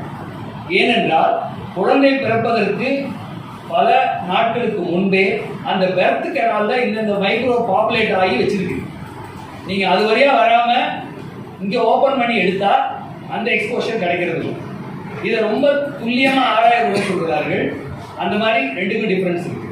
அதுக்கப்புறம் அம்மா அப்பா தாத்தா பாட்டி அத்தை மாமா சித்தி சித்தப்பா கூட இருக்கிற குழந்தைகளுடைய மைக்ரோபயம் ரொம்ப ஸ்டடியர் ஸ்ட்ராங்கர் அண்ட் ஹெல்த்தியர் நல்லா இருக்கு. தனி குழந்தையா இருக்கிறது இந்த மைக்ரோபயம் இன்ட்ராக்ஷன் இல்லை. பஸ்ஸில் ஏற்றி கொண்டு இறக்கி பள்ளிக்கூடத்தில் இறக்கிட்டு எல்லாம் கையை கழுவிட்டு இருக்கும் பொழுது இந்த மாதிரி இந்த மைக்ரோபயம்ங்கிறது மாற்று சிந்தனை மிக தீவிரமாக இருக்கிறது. இப்போ நாம கேட்குற கேள்வி இதெல்லாம் நான் சொல்றதெல்லாம் ஒன்றும் கேட்கறதுக்கு இல்லை. எனக்கு ஆள் இல்லை, நான் பூச்சி களைக்கொல்லி அடிக்கிறேன், எனக்கு பூச்சியை கட்டுப்படுத்துறதுக்கு வேற வழி தெரியல, நான் பூச்சிக்கொல்லியை மாற்றிட்டே பண்ணிக்கிட்டு இருந்தீங்கன்னா நான் நம்முடைய குழந்தைகளுக்கோ இல்லை பேர குழந்தைகளுக்கோ பட்டாம்பூச்சிகளை ஒரு அட்டையில் அடித்து உயிர் காலேஜாக காமிக்க போறோமா இல்லை பட்டாம்பூச்சி சிறகிரிச்சு பறக்கிறத காட்ட போறோமா? இதை சொல்றதுக்கு என்ன காரணம்னா, ஒரு பேராசிரியர் ஐரோப்பா நாட்டில் அவருடைய வழித்தடம் சின்ன வயசுலேருந்து போனது 1995 25 ஆண்டுகளா வருஷத்தில் 2 முறை ஒரு ஆய்வு செய்கிறார்.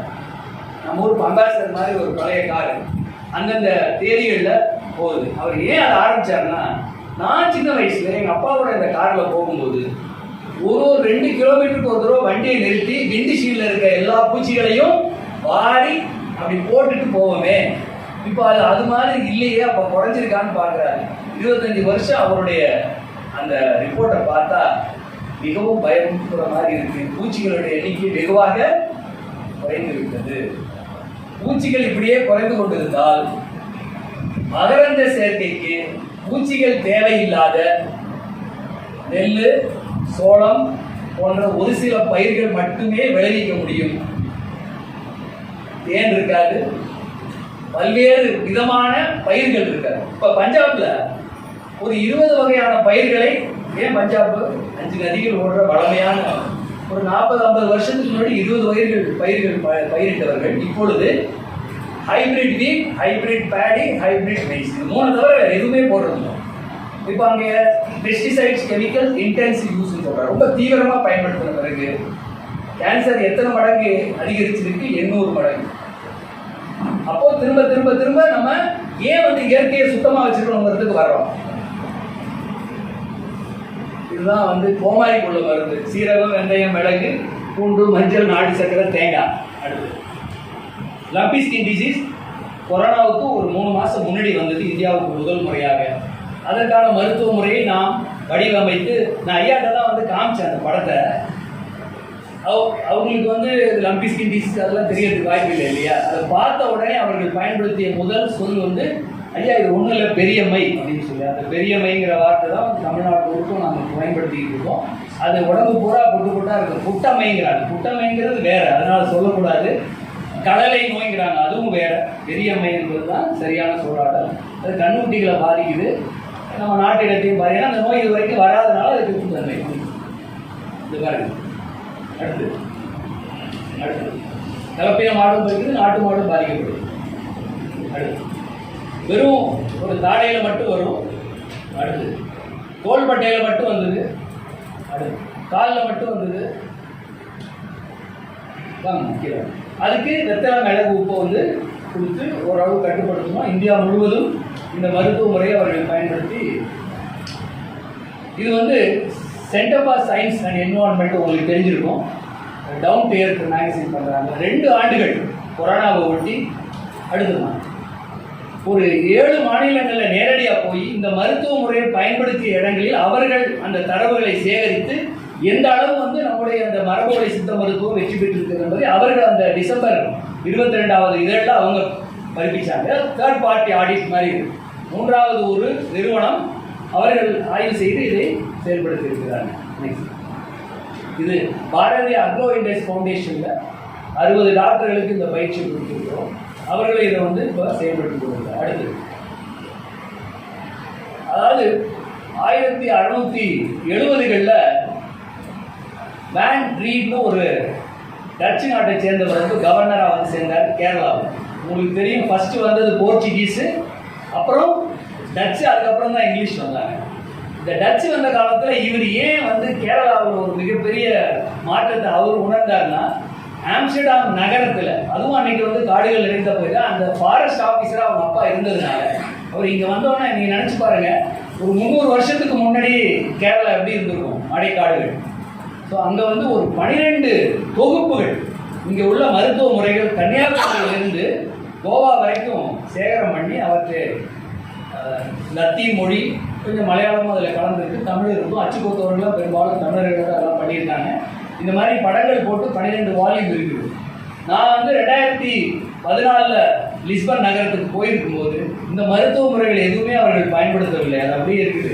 ப்ரொஃபசர் மணிலால் என்பவர் லத்தீன் படித்து ஒரு பார்ட்டி ப்ரொஃபசர் கேரளா யூனிவர்சிட்டியில், அவர் 12 வாழ்வையும் மலையாளத்திலும் ஆங்கிலத்திலும் மொழிபெயர்த்து வெளியிட்டிருக்கிறார். அறிவு என்பது ஏட்டில் இருந்தால் மட்டும் பத்தாது, அது செயல்பாட்டில் இருக்க வேண்டும். அடுத்து அந்த ஊர் லிஸ்பனில் மருத்துவர்கள் வந்திருந்தாங்க, கால்நடை மருத்துவர்கள். நான் அவங்ககிட்ட பேசும்போது கேட்டேன், மத்தியானம் 2 மணிக்கு கை குழந்தையெல்லாம் தூக்கிட்டு வந்திருக்கீங்களே, எதுக்கு வந்தீங்கன்னு கேட்டேன். இல்லை, இந்தியாவிலேருந்து பேராசிரியர்கள்லாம் மூலிகை மருத்துவம் பற்றி சொல்ல வந்திருக்காங்கன்னு வந்திருக்காங்க. ஏன்னு கேட்டேன், உங்களுக்கு எதுக்குன்னு கேட்டேன். அங்கே வந்து doctor of veterinary medicine, TVS வந்து டிவிஎம்னு சொல்லுவாங்க, டாக்டர்ஸ் டிஎம் போடுவாங்க. ஒன்றும் இல்லை, இங்கே வந்து நாங்கள் அக்குபங்க்சர் படிக்கிறோம், ஹோமியோபதி படிக்கிறோம், ட்ரெடிஷ்னல் சைனீஸ் படிக்கிறோம். இப்போ ஹெர்பல் மெடிசன் நீங்கள் சொல்லிக் கொடுக்க இந்தியாவிலேருந்து வந்ததுனால அவங்களுக்கு ஆயுர்வேதனா தான் தெரியும், அது மாதிரி வந்தோம். ஏன் இதை படிக்கணும்னு கேட்டதுக்கு என்ன சொன்னாங்கன்னா, எங்கள் செல்ல பிராணிகளுக்கோ எங்கள் விலங்குகளுக்கு எதுக்கும் நீங்கள் ஊசி மருந்து போடக்கூடாதுன்னு சொல்லக்கூடியவர்கள் நிறைய வந்துட்டாங்க. நாங்கள் படித்தது ஊசி மருந்து போட்டு தான் படித்து வந்திருக்கோம், ஊசி மருந்து போடக்கூடாதுன்னு நாங்கள் எதை போடுறது? அதனால நாங்கள் செலவு அங்கே வந்து உங்களுக்கு தெரியும், ஐரோப்பிய நாட்டில் எதிரையும் வந்து இலவச படிப்பெல்லாம் யாரும் சொல்லிக் கொடுக்க மாட்டாங்க, நோ ஃப்ரீ லஞ்ச், எல்லாம் காசு கொடுத்து தான் படிக்கணும். மெயின்லேண்ட் சைனாவுக்கு போய் சீன மெடிசன் படிச்சுட்டு வராங்க. நம்முடைய மருத்துவத்தை பற்றி அவங்க கேள்விப்பட்டு இது ரொம்ப சிறப்பாக இருக்குது, ஆனால் எப்படி நாங்கள் செய்கிறதை பற்றி யோசிச்சுட்டு இருக்கோம். இது நடந்தது 2014ஆம் ஆண்டு. அடுத்து அந்த நாட்டில் அங்கே இருக்க கூட ஐயா புண்ணியமூர்த்தி ஐயா மணிவாசன். இது பாருங்க, எப்பொழுதுமே நம்ம நாட்டுக்கானதை பற்றி ஏன் யோசிக்கிறோம்? 8 டிகிரியில் மாடு நிற்குது, 100 மாடு வச்சுருந்தா 100 ஏக்கர் நிலம். நம்ம என்னைக்காவது ஒரு ஏக்கருக்கு ஒரு மாடு விட்டு மாடு வளர்க்க முடியுமா நம்ம ஊரில்?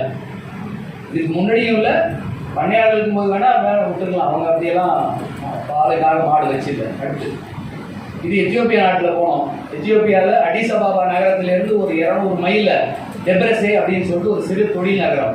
அங்கே போனதும் அந்த பெண்கள்லாம் ஒரே அழுகாத குறை என்ன சொன்னாங்கன்னா, இங்கே மருத்துவர்களே கிடையாது, ஆனால் எச்சல் மாடு வச்சுருக்கோம். மடிநோய் வந்தால் நாங்கள் மாட்டை வந்து கறிக்கு தான் விற்கிறோம், ஒன்றுமே பண்ண முடியல. 100 கண்டுக்குட்டிகள் பிறந்தா 80 கண்டுக்குட்டிகள் இறந்து விடுகின்றன கழிச்சல்ல, மண் சாப்பிடும் எல்லாம் பண்ணுவோம். அவர்களுக்கு 2 மருத்துவ முறைகளை மட்டும் சொல்லிட்டு வந்தோம். நான் கொரோனா சமயத்தில் நான் திருப்பி போக முடியல. நெதர்லாந்து நாட்டிலேருந்து அந்த என்எல்எஃப் நிறுவனம் வந்து அவர்கள் ஆய்வு செய்து 80 விழுக்காடு இறப்பு வந்து 20 கீழே வந்துருச்சு. இப்போ 80 கண்டுக்குட்டிகள் பிழைத்துக் கொள்கின்றன.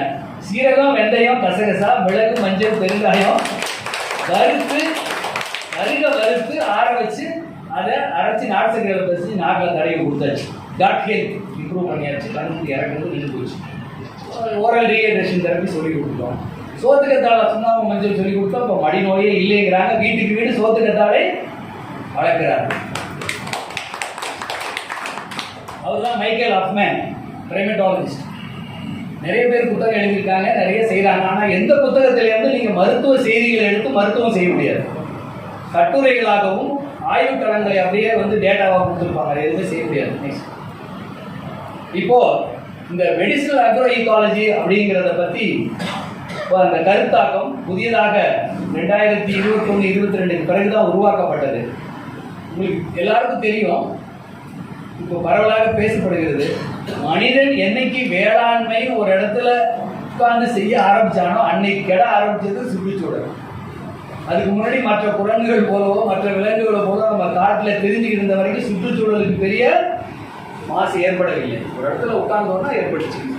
சரி, அதை என்ன நினைச்சாங்க கொஞ்சம் பேர், அந்த அக்ரிகல்ச்சர் வந்து வர வர ரொம்ப மோனோகல்ச்சர் ஆகுது, ஒரே பயிரை திரும்ப திரும்ப போடுறாங்க, பழைய மாதிரி நம்ம வரணும்னு சொல்லிட்டு அக்ரோ ஈக்காலஜின்னு ஒரு கருத்தை, ஒரு சொல்லாடல் அதில் முடியுதோ இல்லையா அட்லீஸ்ட் மன திருப்திக்காக சொல்லிக்கிட்டு இருந்தாங்க. இவர்களையும் சொல்கிறார்கள்டா, நீங்கள் எப்படி பல்வேறு பயிர்களை உருவாக்குறது மாதிரி மருத்துவ பயனுள்ள பொருட்களையும். இப்போ நாங்கள் வந்து இப்போ ஐயாவை வந்து டிரான்சைட் கூப்பிட்டு போவாங்க. படிக்க வர்ற மாணவர்கள் கால்நடை மருத்துவம் வர்றவங்க காலையில் 6 மணிக்கு வந்து இந்த வடக்கு பகுதி தஞ்சையிலேயோ இல்லை தெற்கு நாஞ்சிக்கோட்டை ரோடு பகுதியிலேயோ காலையில் 5 மணிக்கு கூப்பிட்டு போவோம். அப்போ போகும்போது சாலையில் இருக்கக்கூடிய அனைத்து அந்த தாவரங்களையும் காமிச்சு, இது வந்து மூக்கரட்டை, இதுக்கு இந்த குணம், இது வந்து அவுரிக்கும் பொழிஞ்சுக்கும் உள்ள வித்தியாசம், இப்படி ஒன்று ஒன்றா சொல்லிக்கிட்டே வருவாங்க. அப்போ கூட வர்ற மாணவர்கள் வந்து அதில் ஒரு பெண்மணி வந்து பிஎஸ்சி எம்எஸ்சி பிஎஸ்சி, அது ரொம்ப நல்லா கொங்கு தமிழில் அந்த பொண்ணு பேசணும். நல்லா அந்த பொண்ணு எனக்கு ஒரு லெட்டர் எழுதிது. சார், நான் அக்ரி படித்தேன், பிஎஸ்சி எம்எஸ்சி பிஎஸ்சி எல்லாம் படிச்சுட்டு காலேஜில் காட்டுப்பாக்கத்தில் இருக்கேன். எனக்கு தென்னை, கரும்பு, நெல், பயிருக்கு தான் சார் தெரியும். மற்ற எல்லாம் என்னை பொறுத்த வரைக்கும் கலை, மற்ற எல்லாமே கலை. அதை ஒழிச்சு கட்டணுங்கிறது தான் என்னுடைய நோக்கமாக இருந்தது. இத்தனைக்கு நான் ஒரு கொங்கு பகுதியில் ஒரு வேளாண் சமூகத்தை சேர்ந்த பெண், வேளாண்மையோடு ஒருங்கிணைந்து இருந்தவங்க. எனக்கே அந்த மாதிரி மனமாற்றம். இங்கே வந்து ஐயா எல்லாத்தையும் காமிச்ச பிறகு நான் வந்து இனிமேல் ஒரு செடியை கூட வெட்ட விட மாட்டேன், செடியை சுற்றி மட்டும் கொஞ்சம் களை எடுத்தால் போதும் அப்படிங்கிற மாட்டேன். ஏன்னா நம்ம அதுதான் அவங்க சொல்கிறாங்க. நேச்சுரல் ப்ராடக்ட்ஸ் மாதிரி எந்த காலத்திலையும் மனிதன் வந்து இயற்கையான முறைக்கு மாற்றாக செயற்கை முறையில் மாலிகூல்ஸ் பண்ணவே முடியாது என்பது எல்லாருக்கும் தெரிஞ்ச ரகசியம். நாங்கள் 2017-18 வந்து வெறும் 8000 கால்நடைகளுடைய டேட்டா வச்சுருந்தோம். இது வந்து 2023 9,87,000 கால்நடைகளுக்கான டேட்டா வந்து டிஜிட்டல் டேட்டா என்டிபி இந்தியா முழுக்க கலெக்ட் பண்ணது. இப்போ நாங்கள் கிட்டத்தட்ட 10.5 லட்சம் கால்நடைகளுக்கான டேட்டா வச்சுருக்கோம். ஒரு பிஜி டிப்ளமோ இந்திய உலகத்தில் முதல் முறையாக மரபு வழி மருத்துவத்தை வந்து கால்நடை மருத்துவர்களுக்கு பயிற்சி வந்து 12-13 நான் அந்த பணியில் இருக்கும்போது ஆரம்பித்து, நான் இருக்கும்போதே ஒரு 50-60 பேருக்கு முடிச்சாச்சு. இப்போ தொடர்ந்து இந்தியாவுடைய பல்வேறு பகுதிகள் வந்து படிச்சுட்டு இருக்காங்க. ஒரத்த நாட்டில் செயல்படுது. நெக்ஸ்ட், இது 12 மொழிகளில் இதை அணிச்சு பேம்ப்ளெட்டாக எல்லா மாநிலங்கள்லையும் இந்த மருத்துவ முறைகளை கொண்டு போய் சேர்த்துருக்காங்க. அடுத்து திரிபலாவை பற்றி, திரிபலாங்கிற ஒரு பொருள், அதை எந்த அனுமானத்தில் கொடுக்குறீங்களோ அதுக்கு தகுந்த மாதிரி அது பணியை செய்யுங்கிறது சாதாரண அறிவு கொண்டு வராது. திரிபலாங்கிறது 3 பழங்கள், நெல்லிக்காய், கடுக்காய், தாண்டிக்காய். இந்த 3 பழங்களையும் ஒரு பொடியாக செய்து வைக்கிறதுக்கு ஒரு வழிமுறை இருக்குது, அதை செஞ்சு வச்சுருக்கோம். அதை தண்ணியில் சாப்பிட்டா ஒரு குணம், தேனில் சாப்பிட்டா ஒரு குணம், வயிற்றால போகிறதுக்கும் ஒரு மருந்து, வயிற்றால போகிறத நிறுத்துறதுக்கு ஒரு மருந்துன்னு சொன்னால் பைத்தியக்காரன் தானே சொல்லுவாங்க எல்லாரும். அதுக்குள்ளே இருக்க அறிவியல் வேணும்னா கொஞ்சம் நுட்பமாக அதை பார்க்க வேண்டும். நிறைய விஷயங்கள் அதுக்குள்ளே இருக்குது. வாய் ஒப்பிடுகிறதுலேருந்து எல்லாத்தையும் அது மாதிரி இது வந்து ஒரு அடையாளம். இதை வந்து அந்த பயோ இன்ஃபர்மேட்டிக்ஸ் மூலமாக அவ்வளவையும் ஆய்வு செய்து இதுக்கான ரிசப்டார்ஸ் எங்கெல்லாம் இருக்குன்னு கண்டுபிடிச்சி வச்சுருக்கேன். ஒன்றும் அரைகுறையாக யாரும் போகிறவங்க வர்றவங்க பேசுறது இல்லை. அது வந்து ஒரு நோய்க்கான காரணி வந்து ஒரு 500 ஜீன் இன்ட்ராக்ஷன் இருக்கணும். அப்போ இந்த ஒவ்வொரு இடத்துலையும் இந்த பொருள் எங்கெல்லாம் ஆக்ட் பண்ணுறதுங்கிற வரைக்கும் நம்மளால இப்போ சொல்ல முடியும். அடுத்து உங்களுக்கு சொல்லியிருக்கேன், எப்பொழுதுமே நான் ஒரு கால்நடைகளுக்கான மூலிகை மருத்துவம் என்ற நிலையில் 2001 ஆரம்பித்து ஒரு 2 வருஷம் வேணா அப்படி நினச்சிக்கிட்டு இருந்தேன். ஒரு 2-3 ஆண்டுகள் இந்த மருத்துவத்தினுடைய நுட்பத்தை நான் உணர தலைப்பட்ட பிறகு ஒரு நாளும் கால்நடைகளுக்கு மட்டும் என்னுடைய மருத்துவம் இருக்க நினைக்கவில்லை. ஒன் ஹெல்த் என்ற கான்செப்டுக்கான ஒரு முக்கியமான தூணாக இந்த மருத்துவம் இருக்கும். இதைத் தொடர்ந்து மனிதர்கள், விலங்குகள், இந்த சுற்றுச்சூழல் எல்லாருக்குமான மருத்துவம் இந்த இயற்கையிலே இருக்கிறது. அதுக்கான ஒரு மரபு நம்மிடம் சித்த மருத்துவ மரபிலே ரொம்ப பெருவழக்காக கொள்வதற்கான வாய்ப்புகள் இருக்குங்கிறத தொடர்ந்து பண்ணியிருக்கோம். வேறுபாடு தழைபாறு மிஞ்சினக்கால் மெல்ல மெல்ல ரொம்ப செந்தூரம் பாருன்னு சொல்லியிருக்காங்க. ஸோ இதை பற்றி திரும்ப திரும்ப திரும்ப எவ்வளோ வேணாலும் பேசலாம். ஒரு சின்ன ஆவணப்படுத்தல் கூட்டுதல் ஒரு மதிய நேரத்தில் ஒரு அரைகுறை தூக்கத்தில் இருக்கும்போது ஒருத்தர் சொல்கிறார், மண்ணின் வேந்தன், மலையின் வேந்தன், கடலின் வேந்தன் மூன்றையும் கசைக்கு பிடிந்து கண்ணில் மூக்கில் காதில் விட கடிகி வந்த காதலும் காத தூரம் ஓடிடுவானே. இப்போ இந்த பாட்டை கேட்குறப்ப எனக்கு மண்ணின் வேந்தன் வெற்றிலை, மலையின் வேந்தன் மிளகு, கடலின் வேந்தன் உப்பு, இது மூணையும் எங்கெங்கோ விளைகிற பொருள், அதை ஒன்று சேர்த்து இதுக்கு இந்த குணம்னு சொல்கிறவங்க அறிவில்லாமையோ ஆய்வு செய்யாமையோ கண்டிப்பாக சொல்வதற்கு வாய்ப்பே இல்லை. ஏன்னா நான் இதை வெறும் கருத்தாடலாகவோ ஒரு செய்தியாகவோ மட்டும் சொல்லவில்லை. ஆயிரக்கணக்கான கால்நடைகளில் இந்தியா முழுவதும் பயன்படுத்தப்பட்டு அந்த வெற்றியை நாம் ஆவணப்படுத்தி அவர்கள் சொன்னது ஒரு வார்த்தை கூட சொன்னது சொல்லுவாங்க இல்லையா, எந்த ஒரு சொல்லும் பொருள் இல்லாததே இல்லை, எல்லா சொல்லுக்கும் ஒரு பொருள் உண்டுன்னு யார் சொல்லியிருக்காங்க? தொல்காப்பியர் சொன்னார் இல்லையா? அது போலவே நம்முடைய மரபு வழி சித்தர்களுடைய வாக்குல ஒரு வாக்கு கூட பொய்யானதே கிடையாது. இப்போ 1 or 2 slides தான். நேச்சர் பாசிட்டிவ் ஃபுட் சிஸ்டம் சொல்லி வேகநாயகன் பல்கலைக்கழகத்திலேருந்து 2 பேர் வந்தாங்க. நான் தஞ்சாவூர்லாம் வந்தால் நீங்கள் பெரிய அளவில் நீங்கள் வந்து ஃபாலோ பண்ண முடியாதனால குஜராத் ஆனந்துக்கு வர சொல்லிட்டோம். அங்கே போய் சாபர் டிஸ்ட்ரிக்டில் தான் அங்கே அதிகமாக பண்ணுறாங்க இந்த மருத்துவ முறைகளை. அவங்களுக்கு ஒருத்தர் வந்து கால்நடை மருத்துவ ஒரு பெண்மணி இதுலேருந்து வந்தாங்க, சவுத் ஆப்பிரிக்காலேருந்து. இன்னொரு பெண்மணி water engineer from south America. வேகநாயகன் பல்கலைக்கழகத்தில் நீங்கள் என்ன பண்ணுறீங்க, எந்த திட்டத்துக்கு கீழே வந்திருக்கீங்கன்னு கேட்டேன். எங்கள் பல்கலைக்கழகத்தில் ஒரு முடிவு எடுத்திருக்கோம். வேகநாயகன் பல்கலைக்கழகம் MS சுவாமிநாதன் படித்த ஒரு மிகச்சிறந்த ஒரு ஐரோப்பா நாட்டு பல்கலைக்கழகம் நெதர்லாண்டில் இருக்குது. இந்த மாதிரி துறையெல்லாம் நீங்கள் தனித்தனியாக பிரிச்செல்லாம் வேலை பார்க்கக்கூடாது. Nature positive food production system, நீங்கள் ஆர்கானிக்னு சொன்னாலும் நேச்சுரல் ஃபார்மிங்னு சொன்னாலும் இதெல்லாம் நிறைய இப்படிலாம் சொல்லக்கூடாது, அப்படிலாம் செய்யக்கூடாதுலாம் சொல்லுவாங்க.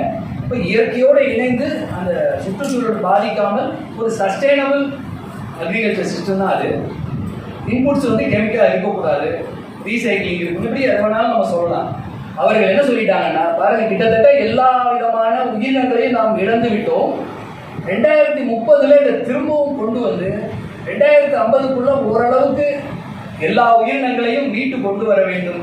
இதுக்கு பேர் வந்து நேச்சர் பாசிட்டிவ் ஃபுட் சிஸ்டம். முந்தா நாள் தான் அந்த ரிப்போர்ட் அனுப்பிச்சிருக்காங்க. கென்யாவில் ஒரு ஸ்டடி, இந்தியாவில் ஒரு ஸ்டடி தான் பண்ணியிருக்காங்க. என்ன சொல்லியிருக்காங்கன்னா, இந்த எத்னோவெட்டரி மெடிசனை வந்து நாங்கள் பெரிய அளவில் முழுமையாக ஆராய்ச்சி பண்ணலை, ஆனால் இப்போ கிடைக்கக்கூடிய தரவுகளை வைத்துக்கொண்டு இந்த நேச்சர் பாசிட்டிவ் ஃபுட் சிஸ்டத்துக்கு இது ஒரு தொடக்கமாக இருக்கும் என்று உறுதியாக நம்புகிறோம். அந்த ரிப்போர்ட்டை கொடுத்துருக்காங்க வேகநாயகன் பல்கலைக்கழகம். ஆனால் தேர்ட் பார்ட்டி ரிப்போர்ட். இதில் எல்லாத்துலையும் நீங்கள் நல்லா தெரிஞ்சுக்கிறது என்னன்னா, நம்மெல்லாம் புதுசாக கண்டுபிடிச்சி எதுவுமே சொல்றதுக்கு சித்தர்கள் எதையும் விட்டு வைக்கவே இல்லை, எல்லாம் இருக்குது, அதை சொல்ற பிரகாரம் செய்யணும்.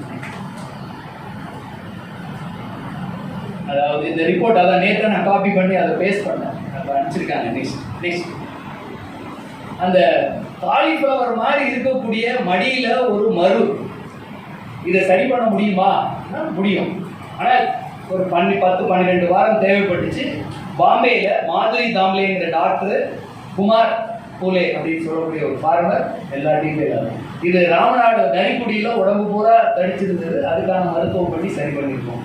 நம்மிடம் ஒரே ஒரு செய்தி அவசரமாக சொல்றது என்னன்னா, இதெல்லாம் செஞ்சதுனால அப்படியே சித்த மருத்துவத்தை அப்படியே கரைச்சி மேலே பிடிச்ச மாதிரிலாம் இல்லை. ஒரு பெரிய கடல்ல ஓட்டக்கை பார்த்தா உங்களுக்கு தெரியும், அதில் அந்த ஓட்டக்கையில் அல்ல அந்த நீரை வைத்துக் கொண்டு அதில் ஒழுங்கினது போல இருக்கிறத வச்சு இந்த 25 வருஷமா பண்ணிட்டு இருக்க மருத்துவ முறைக்கு இந்த வெற்றி என்றால் அடுத்த வர தலைமுறைகள் ஒரு தடம் அமைத்திருக்கிறோம். தொடர்ந்து யோசிக்காமல் இதில் பயணம் பண்ணலாம்.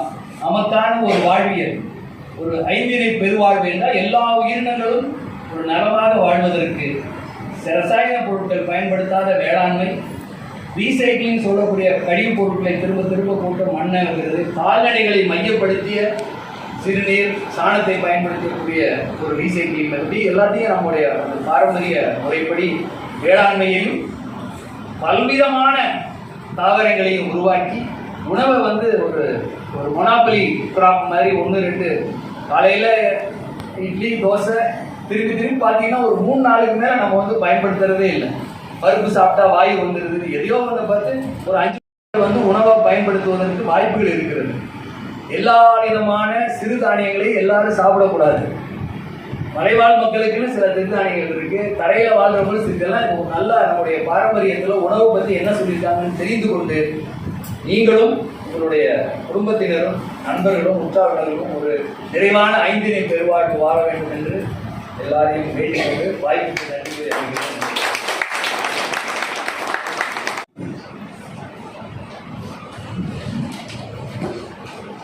தங்களின் எல்லா சொல்லும் பொருள் குறித்தே அமைந்திருந்தது ஐயா.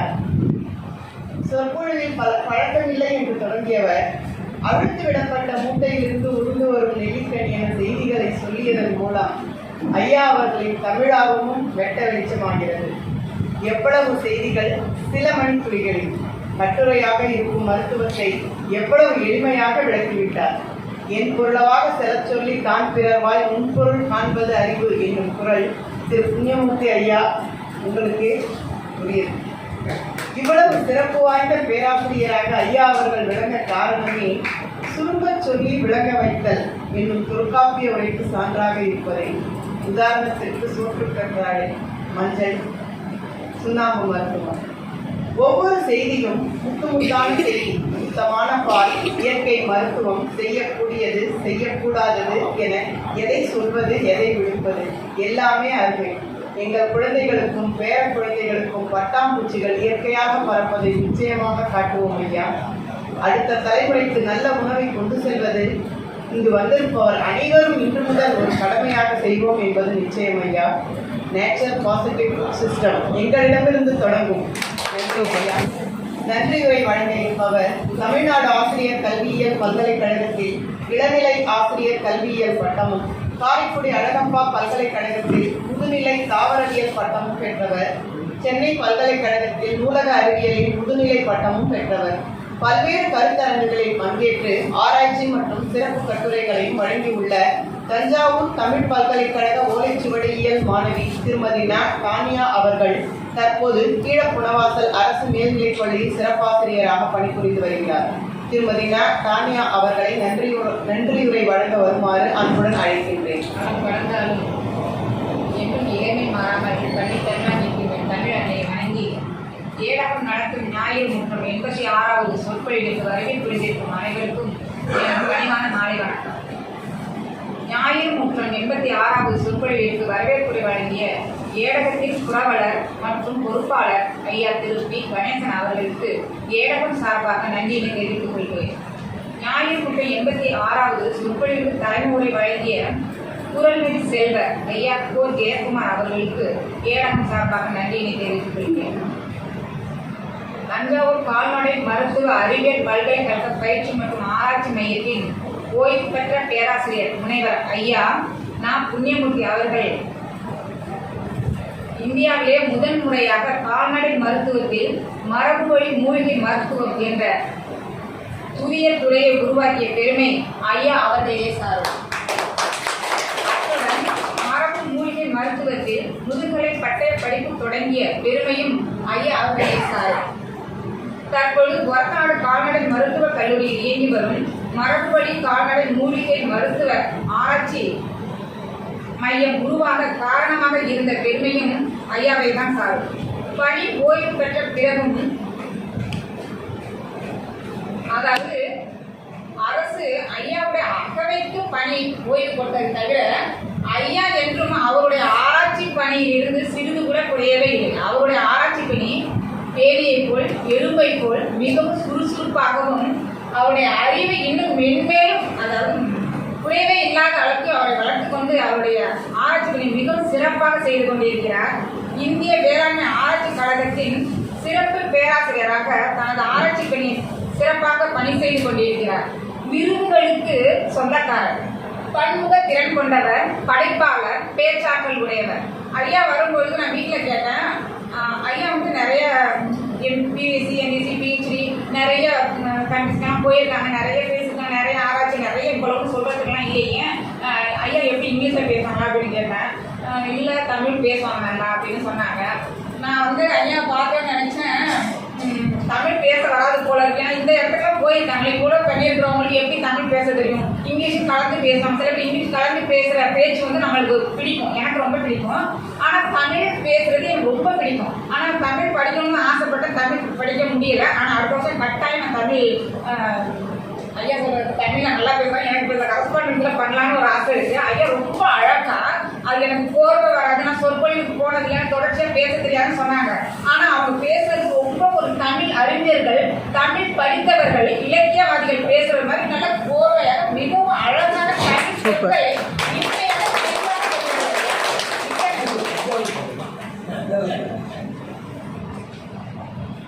ஐயா அவர்கள் இன்று ஏழாம் ஞாயிறு முற்றத்தின் 86வது சொற்பொழிவான ஐந்தினை பெருவாழ்வு என்ற தலைப்பில் சிறப்பாக சொற்பொழிவு வழங்கி, நாம் எல்லோரும் விவசாயத்தின் அடிப்படையில் தான் வந்தவர்கள். நம்ம தஞ்சையில் உள்ளவர்கள் அனைவரும் விவசாயத்தை சார்ந்தவர்கள்.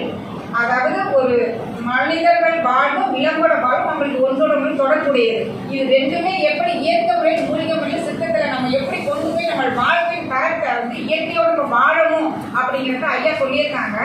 இந்த மாதிரி ஒவ்வொரு விதமான சூழ்நிலையிலும் நம்ம ஒவ்வொருத்தரும் முயற்சி பண்ணா இந்த வேளாண்மையில வந்து நம்ம இயற்கை விவசாயத்துல நிறைய நம்ம அச்சீவ் பண்ணலாம் அப்படிங்கிறது நான் இந்த சூழ்நிலைக்கு நான் முயற்சி பண்றலான்னு நம்ம எல்லாரும் உறுதி எடுத்துக்குவோம்.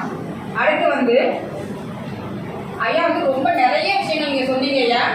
கொஞ்சம் நேரம் பேசினா எனக்கு ரொம்ப பேச தெரியாது அப்படின்னீங்க. ஆனா வந்து நின்ற இடத்துலயே அவ்வளோ விஷயங்களை வந்து ரொம்ப அழகா போய் சேர்ற அளவுக்கு ரொம்ப இயல்பா பேசுனீங்க. ரொம்ப நன்றிங்க ஐயா. ஏழாம் ஞாயிறு முற்றம் சொற்பொழிவு நிகழ்ச்சியினை மிகவும் எளிதாக, அழகாக, நளினமாக, வல்லினம், மெல்லினம், இடையினம், தமிழ் சுவை மாறாது தொகுத்து வழங்கிய மெட்ரிக் மேல்நிலைப் பள்ளி திருமதி பத்மாவதி அவர்களுக்கு ஏடகம் சார்பாக நன்றியினை தெரிவித்துக் கொள்கிறேன். எங்கடன் பணி செய்து கிடக்குது அப்படின்னு அவகாசத்தான் சொல்லுவாரு. ஆனா ஐயா வந்து மணிவரன் ஐயா முதல்ல வந்து நான் ஓலைக்குடி உதேச காக்காவுக்கு வந்து 19வது பிறந்தநாள் விழாவுக்கு ஐயா வந்திருந்தாங்க பேசுறதுக்கு. அப்பதான் நான் முதல்ல அறிமுகமானேன். அவருடைய நிறைய விஷயங்கள் ஐயா வந்து ஒரு பன்முக திறன் கொண்டவர். எல்லா நூலகர், ஆய்வாளர், அறிஞர், தமிழ் புலவர், நிறைய திறமைகள் கொண்டவர். ஆனால் பார்ப்பதற்கு மிகவும் எளிமையானவர். நிறைய வாழ்க்கையில வந்து நிறைய போராட்டங்கள், எதிர்கள்னா என்னதுன்னா நம்மளுடைய அறிவு வளர்ச்சிக்கு தடை போடுறவங்க நம்மளுக்கு அதெல்லாம் நம்ம எதிரியா நினைச்சுக்கணும். வாழ்க்கையில் நிறைய போராட்டங்களுக்கு பிறகு நிறைய வெற்றிகளை சந்திச்சிருக்காங்க சார். ஐயா வந்து இந்த ஏழாம் ஞாயிறு முற்றம் வந்து தொடர்ந்து இன்னும் நல்லா செயல்படணும். நிறைய விஷயங்கள் வந்து சமுதாயத்துக்கு போய் சேர்றதுக்கு ஐயாவுக்கு நம்ம ரொம்ப உறுதுணையா இருக்கணும் அப்படின்னு என்னுடைய ஆசை. இது நம்ம எல்லாருமே அப்படி செய்யலாம், உறுதி எடுத்துக்கலாம். ஐந்தினை பெருவாழ்வு என்ற தலைப்பில் சொற்பொழிவுக்கு ஒருங்கமைத்து ஏற்பாடு செய்து இருக்கும் நிறுவனர் மற்றும் முனைவர் மணி மாறன் அவர்களுக்கு தஞ்சாவூர் தமிழ் பல்கலைக்கழகம் ஓலைச்சுவடி பட்டய மாணவர்கள் சார்பாகவும், என்னுடைய துறை தலைவர் திருமதி கலா ஸ்ரீதர் அவர்கள் சார்பாகவும் நன்றியினை தெரிவித்துக் கொள்கிறேன். மேலும் இந்நிகழ்வுக்கு இடம் கொடுத்து ஒளி அமைப்பு செய்து மற்ற மறைமுகமும் நேர்முகமும் உதவி செய்த ஐயா அவர்களுக்கும் மற்ற நண்பர்களுக்கும் பொதுமக்களுக்கும் என்னுடைய மனமார்ந்த நன்றி கூறி, இந்த அறிவு பெருங்கடல் இங்க இருக்கிற எல்லாருமே வந்து ஒவ்வொரு விதத்தில் புலமை பெற்றவர்கள், திறமையானவர்கள். நான் வந்து சிறு துரும்பு, இந்த துரும்பை தூசி தட்டி எனக்கும் ஒரு மதிப்பூட்டி என்னையும் மதித்து எனக்கு நன்றியுரை வழங்குவதற்கு வாய்ப்பளித்த ஐயா அவர்களுக்கு மறுபடியும் நன்றியை தெரிவித்துக் கொள்கிறேன்.